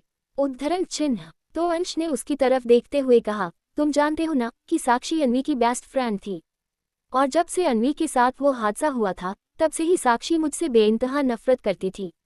और उसी ने मुझे कहा था कि वो हीर को सच बताकर रहेगी तो शायद आज वो इसमें कामयाब भी हो गई। फिर थोड़ा सा फ्रस्ट्रेटेड होते हुए कहा, पर प्रॉब्लम और भी बड़ी है शिवांश। उद्धरण चिन्ह। शिवांश, जो इस बात से परेशान हो गया था कि हीर को अंश और अन्वी के बारे में सच पता चल गया है, उसने दोबारा पूछा, प्रॉब्लम? इससे भी बड़ी कोई प्रॉब्लम है क्या? तो अंश ने कहा, हाँ, उससे भी बड़ी प्रॉब्लम शिवांश। हीर प्रेग्नेंट है। ये सुनकर शिवांश एकदम चौंक गया, व्हाट? हीर प्रेग्नेंट है? क्या सच में? उद्धरण चिन्ह। अंश बड़ी सी ग्लास वॉल के सामने जाकर खड़ा हो गया और बाहर की तरफ देखते हुए कहा, हाँ शिवांश, ये मेरी लाइफ का सबसे खूबसूरत और खुशी भरा पल है, लेकिन किस्मत तो देखो, मुझे ये न्यूज़ भी मिली तो किस तरह से? उद्धरण चिन्ह। शिवांश को अब हीर की वाकई में चिंता हो रही थी, क्योंकि सच जानने का ये सही वक्त वाकई में बिल्कुल नहीं था। वो भी जाकर अंश के बगल में खड़ा हो गया और उसके कंधे पर हाथ रखते हुए बोला, इतनी बड़ी खुशखबरी मिली है तो क्या इसे ऐसी टेंशन में बिता दोगे? आकर अपने भाई की गले नहीं लगोगे? आखिर मैं चाचू बनने वाला हूँ। अंश ने फिर एक स्माइल के साथ शिवांश की तरफ देखा और फिर उसे टाइट हग करते हुए कहा, हाँ तुम सही कह रहे हो, वाकई में ये हमारे लिए बहुत बड़ी खुशी की बात है। शिवांश फिर अंश से दूर हुआ और कहा, जो भी होगा हम सब मिलकर संभाल लेंगे, कुछ नहीं होने देंगे हम हीर को। उद्धरण चिन्ह। वो दोनों अभी बात कर ही रहे थे कि उन्हें अंश के रूम से एक तेज आवाज आए और दोनों ने ही शॉक होते हुए ऊपर की तरफ देखा। कुछ देर पहले हीर को अब धीरे धीरे होश आ रहा था। उसका सर भी दर्द से फट रहा था, इसलिए उसने अपने सिर पर हाथ रख लिया और धीरे से आंखें खोलकर सीलिंग की तरफ देखने लगी। तभी उसे ये जगह थोड़ी जानी पहचानी लगी। उसने फिर पूरे रूम का जायजा लिया और मन ही मन कहा, ये तो अंश का रूम है ना? उद्धरण चिन्ह। सोचते ही वो जल्दी से उठकर बैठ गई और आसपास जैसे किसी को ढूंढा। तभी उसे पिछली बातें याद आने लगी। वो जल्दी से बेड से खड़ी हुई और बोली, मुझे यहाँ से जाना होगा, मैं यहाँ नहीं रह सकती, मैं नहीं रहूंगी उनके पास। कहकर वो जल्दी से डोर की तरफ आए और डोर को ओपन करने की कोशिश करने लगी, पर डोर तो बाहर से लॉक था। हीर ने गुस्से में आकर वहीं पड़े वास को उठाकर एक दीवार पर दे मारा और चीखते हुए बोली, मुझे तुम ऐसे रोक नहीं सकते, मैं यहाँ नहीं रहूंगी अंश, नहीं रहूंगी। तुम गुनहगार हो, तुम खूनी हो, तुमने मार दिया मेरी बहन को। उद्धरण चिन्ह। हीर रोते हुए चिल्ला रही थी, तभी उस रूम का डोर एकदम से ओपन हुआ। अंश और शिवांश रूम की हालत देखकर पहले तो शॉक हो गए, फिर सामने हीर की हालत देखकर दोनों के ही चेहरे पर परेशानी वाले भाव आए। हीर, क्या कर रही हो? रुक जाओ, कहते हुए अंश जैसे ही हीर की तरफ बढ़ा, हीर ने जल्दी से टूटे वास का एक टुकड़ा उठाया और उसे अंश की तरफ करते हुए कहा, मेरे पास मत आना अंश, वरना मैं खुद को खत्म कर लूंगी। कहकर हीर ने उस टूटे हुए वास के टुकड़े को अपनी कलाई पर लगाया और गुस्से से आंसू भरी नजरों से अंश को देखने लगी। अंश ने उसे रोकते हुए कहा, हीर, तुम पागल हो गई हो क्या? क्या कर रही हो ये? तभी शिवांश ने हीर को शांत करने की कोशिश करते हुए कहा, हीर, हमारी बात सुनो, ऐसे खुद को नुकसान मत पहुंचाओ। उद्धरण चिन्ह। तो हीर ने शिवांश से कहा, नहीं, आप उनके साथ मिले हुए हैं ना भाई? आप ये सच जानते थे ना? आपने भी मुझसे छुपाया ना? सब धोखेबाज हैं, सब ने मिलकर मुझे धोखा दिया है। उद्धरण चिन्ह। हीर को देखकर ही लग रहा था जैसे वह अपने आपे में है ही नहीं। उसने अंश की तरफ देखते हुए कहा, मेरी बहन ने आपसे प्यार किया, लेकिन आपने उसका दिल तोड़कर रख दिया। अंश, आप मुझसे प्यार करते हैं ना? तो आज मैं आपको बताती हूँ कि दिल टूटना क्या होता है। मैं आपसे दूर जाने चली जाऊंगी। उद्धरण चिन्ह। कहकर हीर ने उस कांच के टुकड़े को फेंका और बालकनी की तरफ भाग गई। अंश और शिवांश ने एक दूसरे की तरफ देखा और जल्दी से हीर को पकड़ने के लिए उसके पीछे भागे। तब तक उन्होंने देखा कि हीर बालकनी की ही एक दीवार पर चढ़कर खड़ी हुई थी। हीर को इस सिचुएशन में देखकर अंश और शिवांश दोनों ही एकदम जैसे सदमे में ही चले गए। उन्हें डर था कि अगर हीर का जरा सा भी बैलेंस बिगड़ा तो वो नीचे गिर सकती थी। अंश ने हीर को रोकते हुए कहा, हीर, ऐसा मत करो, नीचे आओ। पर हीर ने अपना हाथ दिखाते हुए कहा, मेरे पास आने की सोचना भी मत अंश, क्योंकि वाकई में धोखा बहुत दर्द देता है और मुझसे ये दर्द बर्दाश्त नहीं हो रहा है कि जिससे मैंने प्यार किया उसकी वजह से मेरी किसी ऐसे अपने की जान चली गई जो मेरे दिल के बहुत करीब था। तुम्हारी सजा यही है कि तुम खुद भी अपने प्यार को खो दो। उद्धरण चिन्ह। तभी शिवांश ने हीर को समझाते हुए कहा, तुम अपने बारे में ना सही पर उस नन्ही सी जान के बारे में तो सोचो जो इस वक्त तुम्हारी कोख में पल रहा है। क्या उसने भी कोई गुनाह किया है जो तुम उसे सजा दे रही हो? उद्धरण चिन्ह। शिवांश की बात सुनकर हीर, जिसका चेहरा इस वक्त गुस्से से लाल था, अचानक उसके चेहरे पर डर नजर आने लगा और उसके हाथ अपने आप अपनी टमी पर चले गए और उसके चेहरे पर एक दर्द नजर आने लगा। नहीं, मैं इसे तो कुछ नहीं होने दे सकती। मैं इसे कुछ नहीं होने दे सकती। ये मेरा बच्चा है, मैं इसकी जान नहीं ले सकती। उद्धरण चिन्ह। हीर अपने आप में ही बड़बड़ाई जा रही थी। शिवांश ने अंश को कुछ इशारा किया। अंश की शिवांश की बात समझ गया था। हीर जहां खुद से ही बात किए जा रही थी, वहीं शिवांश और अंश अलग अलग दिशा से हीर तरफ धीमे कदमों से बढ़ रहे थे। उन्हें डर था कि कहीं हीर को अगर एहसास हुआ कि अंश उसकी तरफ आ रहा है तो वो गुस्से में आकर कोई गलत स्टेप ना उठा ले या उसका बैलेंस ही ना बिगड़ जाए। कुछ पलों के लिए सही हीर का ध्यान अंश और शिवांश से हट गया।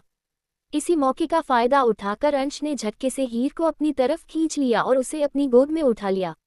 हीर अंश की गोद में आकर उसके कंधे पर मारते हुए चिल्लाई, छोड़ो मुझे, मुझसे दूर रहो, तुम एक खूनी हो, मुझसे दूर रहो अंश, मुझे तुम्हारे साथ नहीं रहना। तुमने मेरी अनु दी की जान ले ली, तुम झूठे हो, तुम धोखेबाज हो। उद्धरण चिन्ह। पर अंश उसे रूम के अंदर ले आया और बेड पर बैठा दिया। हीर बार बार बेड से उतरने की कोशिश कर रही थी, पर अंश ने उसे टाइटली अपनी बाहों में होल्ड करते हुए उसे कंट्रोल करने की कोशिश की। शिवांश ने अंश से कहा, मैं नीचे ही हूँ, तुम हीर को संभालो। उद्धरण चिन्ह। अंश ने अपना सिर हाँ में हिलाया और शिवांश रूम से बाहर चला गया। जाते जाते वो रूम का डोर बंद कर गया था। हीर अभी भी अंश से छूटने के लिए छटपटा रही थी और रोए जा रही थी। अंश ने जबरदस्ती उसका सिर अपने सीने से लगाया और उसके बालों को सहलाने लगा, पर हीर का रोना बंद ही नहीं हो रहा था। अब अंश ने सख्ती से हीर से कहा, मैंने कहा चुप हो जाओ हीर, मत करो ऐसे रिएक्ट। उद्धरण चिन्ह। अंश के इतने तेज बोलने से हीर कुछ सेकंड के लिए तो सहम गई, लेकिन फिर गुस्से से बोली, क्यों चुप हो जाऊं? बोलो, क्यों चुप हो जाऊं? हर बार मुझे डरा कर चुप नहीं करवा सकते हैं आप। पहले आपने मेरी बहन को झूठ बोला और अब आपने मुझे भी झूठ बोला कि आप मुझसे प्यार करते हैं। आप किसी से प्यार नहीं कर सकते अंश, आप किसी से प्यार नहीं कर सकते क्योंकि आप एक मॉन्स्टर हैं। सिर्फ लोगों को दर्द देना जानते हैं आप, सिर्फ लोगों को तकलीफ दे सकते हैं, औरों की जान ले सकते हैं, पर आप किसी से प्यार नहीं कर सकते। अंश को हीर की आंखों में बेइंतहा नफरत नजर आ रही थी। अगर कुछ वक्त पहले की बात होती तो शायद अंश को इतना फर्क ना पड़ता, लेकिन अब अंश के सारे इमोशन हीर से जुड़ चुके थे। उससे हीर की आंखों में नजर आ रही नफरत बर्दाश्त नहीं हो रही थी। कुछ पल के लिए तो उसकी आंखों में भी दर्द उतर आया। उसने हीर से अपने प्यार का इजहार किया था और उसका कहा एक एक शब्द उसने अपने दिल से बोला था, लेकिन आज हीर की हालत देखकर उसे भी अपना दिल टूटा हुआ महसूस हुआ। लेकिन फिलहाल उसने अपने दिल के दर्द को साइड किया, क्योंकि अभी उसे हीर को संभालने की जरूरत थी। अंश ने हीर की बाहों को पकड़ते हुए कहा, तुमसे किसी ने कुछ भी कहा, तुमने मान लिया। तुमने ये भी मान लिया कि अन्वी ने मेरी वजह से सुसाइड किया। लेकिन क्या एक बार भी तुमने मुझसे आकर पूछा कि अंश सच क्या है? तुमने एक पहलू तो देखा लेकिन दूसरा पहलू देखने की कोशिश नहीं की और मुझे गुनहगार ठहरा दिया। तो हीर ने अंश का हाथ झटकते हुए कहा, आप ही जानते हैं कि आप गुनहगार हैं, इसीलिए आपने ये सच मुझसे छुपाया, वरना जब आपको पता था कि अन्वी मेरी बहन है तो आप मुझे वो सच बता सकते थे। अक्सर गुनहगार ही अपना गुनाह छुपाने की कोशिश करता है। उद्धरण चिन्ह। अंश फ्रस्ट्रेशन से बेड से खड़ा हुआ और अपने बालों में हाथ फेरकर दूसरी तरफ देखने लगा। उसे समझ नहीं आया कि वो हीर को कैसे समझाए। हीर बेड से उठी और उसके सामने आकर बोली, क्या हुआ? आप मुझसे नजर नहीं मिला पा रहे हैं आप? बोलिए, क्या कहा था आपने कि आप मुझे कभी खुद से दूर नहीं जाने देंगे? अब मैं भी देखती हूँ कि आप मुझे कैसे रोकते हैं, क्योंकि नहीं रहना मुझे ऐसे इंसान के साथ जो खूनी है और मेरे ही किसी अपने का खून किया है। उद्धरण चिन्ह। कहकर हीर जैसे ही दरवाजे की तरफ बढ़ी, अंश ने गुस्से से उसकी बांह पकड़कर उसे अपनी तरफ खींचा। मैंने तब भी यही कहा था और अभी भी यही कह रहा हूँ कि तुम मुझे छोड़कर नहीं जा सकती हो। उद्धरण चिन्ह। तो हीर ने भी गुस्से से अंश की आंखों में देखते हुए कहा, तो मैं भी देखती हूँ कि आप मुझे कब तक अपनी कैद में रख पाते हैं। अंश ने हैरानी से कहा, कैद? हीर, क्या तुम्हें ऐसा लगता है कि तुम मेरी कैद में हो? तो हीर ने एक सार्कास्टिक स्माइल के साथ कहा, हाँ, पहले भी तो आप जबरदस्ती मुझे अपनी कैद में लेकर आए थे ना। आप सिर्फ यही कर सकते हैं। किसी लड़की को किडनैप करके अपने पास रख सकते हैं, उसके साथ फोर्सफुली शादी कर सकते हैं, उसकी बदनामी करवा सकते हैं और किसी लड़की को अपने प्यार की झूठ झांसे में लेकर उसका दिल तोड़ सकते हैं। जो आपने मेरी बहन के साथ किया, वही सब आप मेरे साथ भी करना चाहते हैं, है ना? पर अब मैं आपके किसी झूठ और धोखे में नहीं आने वाली हूँ अंश। उद्धरण चिन्ह। इस वक्त हीर के दिल में इतना ज्यादा गुस्सा, दर्द और तकलीफ भरा हुआ था कि शायद वो ये भी भूल चुकी थी कि उसने भी अंश से प्यार किया है। इस वक्त उसका दिल कर रहा था कि वो चीखे, अंश पर अपना गुस्सा निकाले। वो पूरी तरह से फ्रस्ट्रेटेड हो गई थी। उसे समझ नहीं आ रहा था कि वो क्या बोल रही है या उसे क्या बोलना चाहिए, पर हाँ, एक फ्रस्ट्रेशन थी जो उसे बाहर निकलनी थी और वो ऐसा ही कर रही थी क्योंकि उसका भी दिल आज टूटा था और दिल टूटने का दर्द बहुत गहरा होता है। अंश जितना हो सकता था अपने गुस्से को कंट्रोल करने की कोशिश कर रहा था, क्योंकि हीर का बार बार उससे दूर जाना उसे बर्दाश्त नहीं हो रहा था। उसने एक गहरी सांस लेकर बहुत शांत आवाज में कहा, तुमने खाना खाया? हीर ने अपनी नज़र दूसरी तरफ फेर ली और कोई जवाब नहीं दिया। तो अंश ने कहा, जाओ, जाकर फ्रेश हो जाओ, मैं तुम्हारे लिए खाना मंगवाता हूँ। कहकर अंश जैसे ही दरवाजे की तरफ बढ़ा, हीर ने चिंते हुए कहा, मुझे कुछ नहीं खाना है, मुझे मेरे घर जाना है। उद्धरण चिन्ह। अंश ने पलटकर हीर से कहा, तुम अपने घर में ही हो हीर? उद्धरण चिन्ह। तो हीर ने भी कहा, ये मेरा घर नहीं है अंश, मुझे मेरे माँ पापा के पास जाना है। उद्धरण चिन्ह। अंश हीर से कुछ कहने ही वाला था कि तभी उसका फोन रिंग करने लगा। दरअसल ये फोन शिवांश का था। अंश ने एक नज़र हीर की तरफ देखा और रूम से बाहर निकल गया। हीर ने जल्दी से जाकर रूम को अंदर से लॉक कर दिया और जाकर सोफे पर बैठ गई। एपिसोड 200। कहानी अब तक। हीर ने अपनी नज़र दूसरी तरफ फेर ली और कोई जवाब नहीं दिया। तो अंश ने कहा, जाओ, जाकर फ्रेश हो जाओ, मैं तुम्हारे लिए खाना मंगवाता हूँ।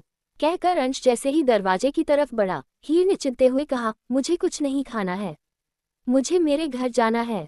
उद्धरण चिन्ह। अंश ने पलटकर हीर से कहा, तुम अपने घर में ही हो हीर? उद्धरण चिन्ह। तो हीर ने भी कहा, ये मेरा घर नहीं है अंश, मुझे मेरे माँ पापा के पास जाना है। उद्धरण चिन्ह। अंश हीर से कुछ कहने ही वाला था कि तभी उसका फोन रिंग करने लगा। दरअसल ये फोन शिवांश का था। अंश ने एक नज़र हीर की तरफ देखा और रूम से बाहर निकल गया। हीर ने जल्दी से जाकर रूम को अंदर से लॉक कर दिया और जाकर सोफे पर बैठ गई। अब आगे, अभी तक जो उसकी आंखों में गुस्सा भरा हुआ था, अब उनमें आंसू नजर आने लगे। वो अपने घुटने मोड़ सोफे पर खुद में ही सिमटी हुई बैठी हुई थी और सिसकते हुए बोली, आप कितनी भी कोशिश कर ले अंश, मुझे यहाँ नहीं रोक सकते। मैं अपनी दी के गुनहगार को कभी माफ नहीं करूंगी, कभी भी नहीं। उद्धरण चिन्ह। तभी हीर को कुछ याद आया और उसने अपने पेट पर हाथ रखा और बड़े ही दर्द भरे लहजे में कहा, सॉरी बेबी। मैं जानती हूँ कि मेरा इतना रोना तुम्हारे लिए ठीक नहीं है, पर मैं क्या करूँ, मुझे बहुत रोना आ रहा है, मुझे दर्द बर्दाश्त नहीं हो रहा। कितनी खुश थी ना मैं कि मैं अंश को सरप्राइज दूंगी। उद्धरण चिन्ह। फिर एक दर्द भरी स्माइल के साथ कहा, पर यहाँ तो मुझे ही सरप्राइज मिल गया। एक ऐसा सरप्राइज जो मेरे होठों पर हंसी नहीं बल्कि आंखों में आंसू दे गया और दिल में दर्द। उद्धरण चिन्ह। शिवांश नीचे ही अंश के आने का वेट कर रहा था। अंश के आते ही शिवांश ने पूछा, क्या हीर थोड़ा शांत हुई? अंश ने फ्रस्ट्रेटेड होते हुए कहा, नहीं यार, वो मेरी बात सुनने समझने को तैयार ही नहीं है। तो शिवांश ने कहा, तुम उसे सच क्यों नहीं बता देते हो? उद्धरण चिन्ह। तो अंश ने कहा, वो मेरी शक्ल तक नहीं देखना चाहती है और मैं उसके साथ सख्ती नहीं कर सकता क्योंकि वो प्रेग्नेंट है। मुझे अपने होने वाले बच्चे की भी चिंता है। उद्धरण चिन्ह। शिवांश अंश की मजबूरी को समझ रहा था। उसने अंश के कंधे पर हाथ रखते हुए कहा, तुम्हें बहुत सब्र से काम लेना होगा अंश, क्योंकि ये सिचुएशन बहुत ही क्रिटिकल है। मैं फिलहाल घर जा रहा हूँ और घर पर मैं कह दूंगा कि हीर कुछ वक्त तुम्हारे साथ इसी मेंशन में रहने वाली है। अंश ने कहा, तुम सही कह रहे हो, अभी हीर इस हालत में नहीं है, मैं उसे खुराना मेंशन नहीं लेकर जा सकता। उद्धरण चिन्ह। शिवांश ने अपना सर हाँ में हिलाया और वहां से चला गया। योजक चिन्ह। विराज का मेंशन। रात काफी हो गई थी। विराज अपने स्टडी रूम में अपनी रोलिंग चेयर के पीछे की तरफ सिर टिकाए और अपनी आंखें बंद किए बैठा हुआ था। उसके चेहरे पर चिंता की लकीरें साफ नजर आ रही थी। उसकी आंखों के आगे बार बार हीर का रोना नजर आ रहा था। हीर की हालत देखकर विराज को रह रहकर अन्वी की याद आ रही थी। योजक चिन्ह। फ्लैशबैक। विराज, वो अंश ने कहा कि वो मुझसे प्यार नहीं करता है, वो सब सिर्फ एक मजाक था। उसने मेरे साथ ऐसा क्यों किया विराज? मैंने उसे दिल से चाहा, मैंने उसके साथ कई सारे सपने देखे, पर उसने मेरा दिल तोड़ दिया विराज। उद्धरण चिन्ह। अन्वी विराज के सीने से लगी रोए जा रही थी। वही विराज उसके बालों को सहलाते हुए उसे शांत करने की कोशिश कर रहा था। अन्वी, संभालो खुद को, देखो मैंने तुम्हें पहले ही कहा था कि वो तुम्हें लेकर सीरियस नहीं है, पर तुम। तभी अन्वी ने अपना सिर उठाकर विराज की तरफ देखा और कहा, अगर वो मुझे लेकर सीरियस नहीं था तो उसने पूरे कॉलेज के सामने मुझे लेकर दावा क्यों किया था कि मुझे प्यार करता है? क्या इतना आसान होता है किसी की फीलिंग्स के साथ खेलना? क्या उसने एक बार भी नहीं सोचा कि मेरे दिल पर क्या बीतेगी, कितनी तकलीफ होगी मुझे? मेरी फीलिंग कोई मजाक थी क्या कि जब मर्जी आए कह दिया कि मुझसे प्यार है और जब मर्जी कह दिया कि मैंने कभी प्यार किया ही नहीं था? क्यों होते हैं लोग इतने बुरे विराज, क्यों? उद्धरण चिन्ह। कहते हुए अन्वी एक बार फिर से जोर जोर से रोने लगी। विराज को अन्वी के आंसू देखकर अपने दिल में एक दर्द का एहसास हो रहा था। हाँ, ये सही था कि विराज के दिल में अन्वी के लिए फीलिंग्स थी। कुछ वक्त पहले तक तो विराज को भी यही लगा था कि अंश वाकई में अन्वी से प्यार करने लगा है। और अन्वी, वो तो बेइंतहा अंश से प्यार करती थी और उसने ये बात कई बार विराज के सामने जताई भी थी। कुछ इसी वजह से विराज ने अपने कदम पीछे ले लिए थे। बस वो तो यही चाहता था कि अन्वी खुश रहे। अगर अन्वी की खुशी अंश के साथ जुड़ी हुई है तो वो उसकी खुशी के लिए अपने दिल की फीलिंग्स को हमेशा अपने सीने में ही कहीं दफन कर देगा और कभी भी अन्वी और अंश के सामने नहीं आने देगा। लेकिन कुछ दिनों पहले ही उसे पता चला था कि अंश अन्वी को लेकर सीरियस नहीं है। इस वजह से विराज का अंश के साथ झगड़ा भी हुआ था। उन दिनों में अंश, विराज और शिवांश तीनों ही बहुत अच्छे दोस्त हुआ करते थे। विराज ने कई बार अंश को समझाने की भी कोशिश की थी कि वो अन्वी के साथ ऐसा ना करे। अन्वी बहुत मासूम है और उसके दिल में अंश के लिए सच्चे प्यार वाली फीलिंग्स है, लेकिन अंश तब भी नहीं माना था, जिस वजह से अंश और विराज का एक बहुत बड़ा झगड़ा हुआ था। विराज ने उसको वार्न भी किया था कि अगर उसकी वजह से अन्वी का दिल टूटा तो वो उसे छोड़ेगा नहीं। अंश ने विराज से कहा भी था कि वो अन्वी को लेकर इतना सीरियस क्यों हो रहा है कि अपने ही दोस्त से भिड़ रहा है, वो दोस्त जो बचपन से उसके साथ था। विराज ने उसे इस बात का जवाब नहीं दिया था और चुपचाप वहां से चला गया था, पर शिवांश को कहीं ना कहीं विराज की बातों पर डाउट हो रहा था।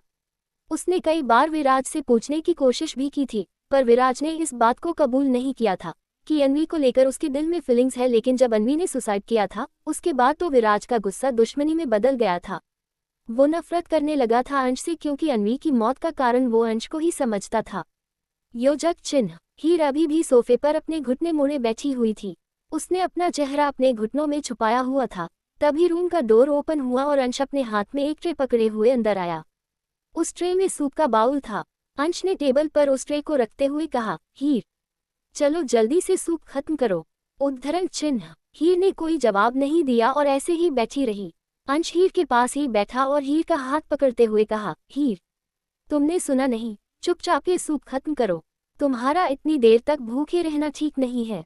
हीर ने अपना हाथ अंश के हाथ से छुड़ाते हुए कहा, नहीं खाना मुझे कुछ भी तुम्हारे हाथ का। मैंने कहा ना, मुझे मेरे घर छोड़कर आओ। हीर की जिद देखकर अंश ने अब झटके से उसे अपनी गोद में खींचते हुए कहा, तुम ये सूप पियोगी कैसे नहीं, मैं भी देखता हूँ। तब से तुम्हें प्यार से समझाया जा रहा हूँ पर तुम हो कि मान नहीं रही हो।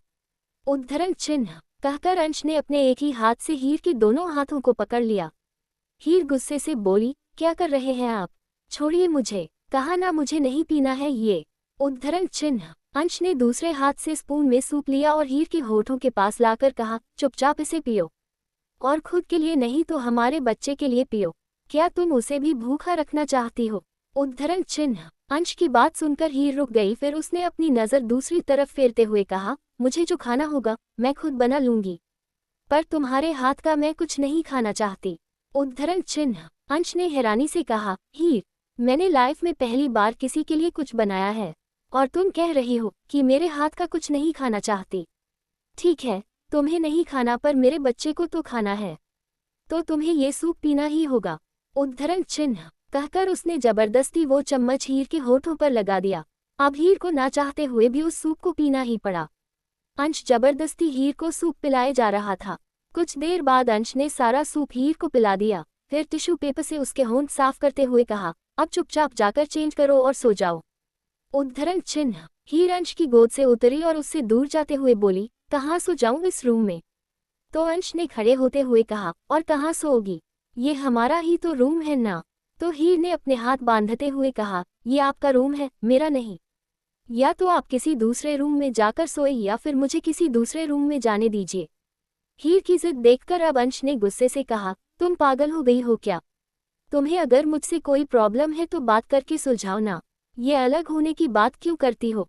तो हीर ने भी अंश के पास आते हुए कहा, क्योंकि मुझे अलग होना है और कल सुबह होते ही मैं अपने घर चली जाऊंगी, और अगर आपने मेरे साथ किसी भी तरह की जबरदस्ती की तो मैं डैड से कहूंगी। उद्धरण चिन्ह। अब ये तो अंश ही जानता था कि वो हीर के सामने कितना पेशेंस से काम ले रहा था, पर हीर बार बार उसकी सब्र का जैसे इम्तिहान ले रही थी। अंश ने गहरी सांस लेकर कहा, ठीक है, तुम इस रूम में सो जाओ, मैं किसी दूसरे रूम में चला जाता हूँ। उद्धरण चिन्ह। कहकर अंश रूम से बाहर चला गया। हीर ने रूम का डोर बंद किया और आकर बेड पर बैठ गई। तभी उसे याद आया कि उसका फ़ोन नज़र नहीं आ रहा है। उसने अपने आसपास देखा तो उसे अपना फ़ोन कहीं नज़र नहीं आया। उसने मन ही मन कहा, मुझे अभी माँ से बात करनी होगी, पर मेरा फ़ोन। तभी उसकी नज़र दीवार घड़ी पर गई जिस पर रात के 11:30 बज चुके थे। अभी तो काफ़ी लेट हो गया है, अभी तो सब सो भी गए होंगे ना। हाँ, कल मैं यहाँ से निकलने से पहले माँ को फ़ोन कर दूंगी कि मैं वहाँ आ रही हूँ, ये सही रहेगा। सोचकर हीर बेड पर लेट गई और कुछ ही देर में उसे सोचते सोचते नींद भी आ गई। योजक चिन्ह। विराज का मेंशन। रिया बेड पर बैठे हुए अपना फ़ोन चला रही थी। उसने मोबाइल में ही टाइम देखा तो रात के 12 बजे बज चुके थे। उसने खुद से कहा, विराज अभी तक रूम में क्यों नहीं आया? घर तो आ ही गया था। छोड़ रिया, तुझे क्या करना है? अच्छा है ना नहीं आया, तू तो आराम से सो। उद्धरण चिन्ह। फिर रिया ने कहा, पर आज तो वो डिनर टेबल पर भी नहीं था। क्या एक बार पूछूं कि उसकी तबीयत तो खराब नहीं है? क्योंकि जब से वो घर आया है तब से ही मुझे कुछ परेशान लग रहा था। नहीं नहीं, रहने दे, क्या जरूरत है? वो कोई छोटा बच्चा नहीं है कि उसे मैं खाने के लिए सबके लिए पूछूं।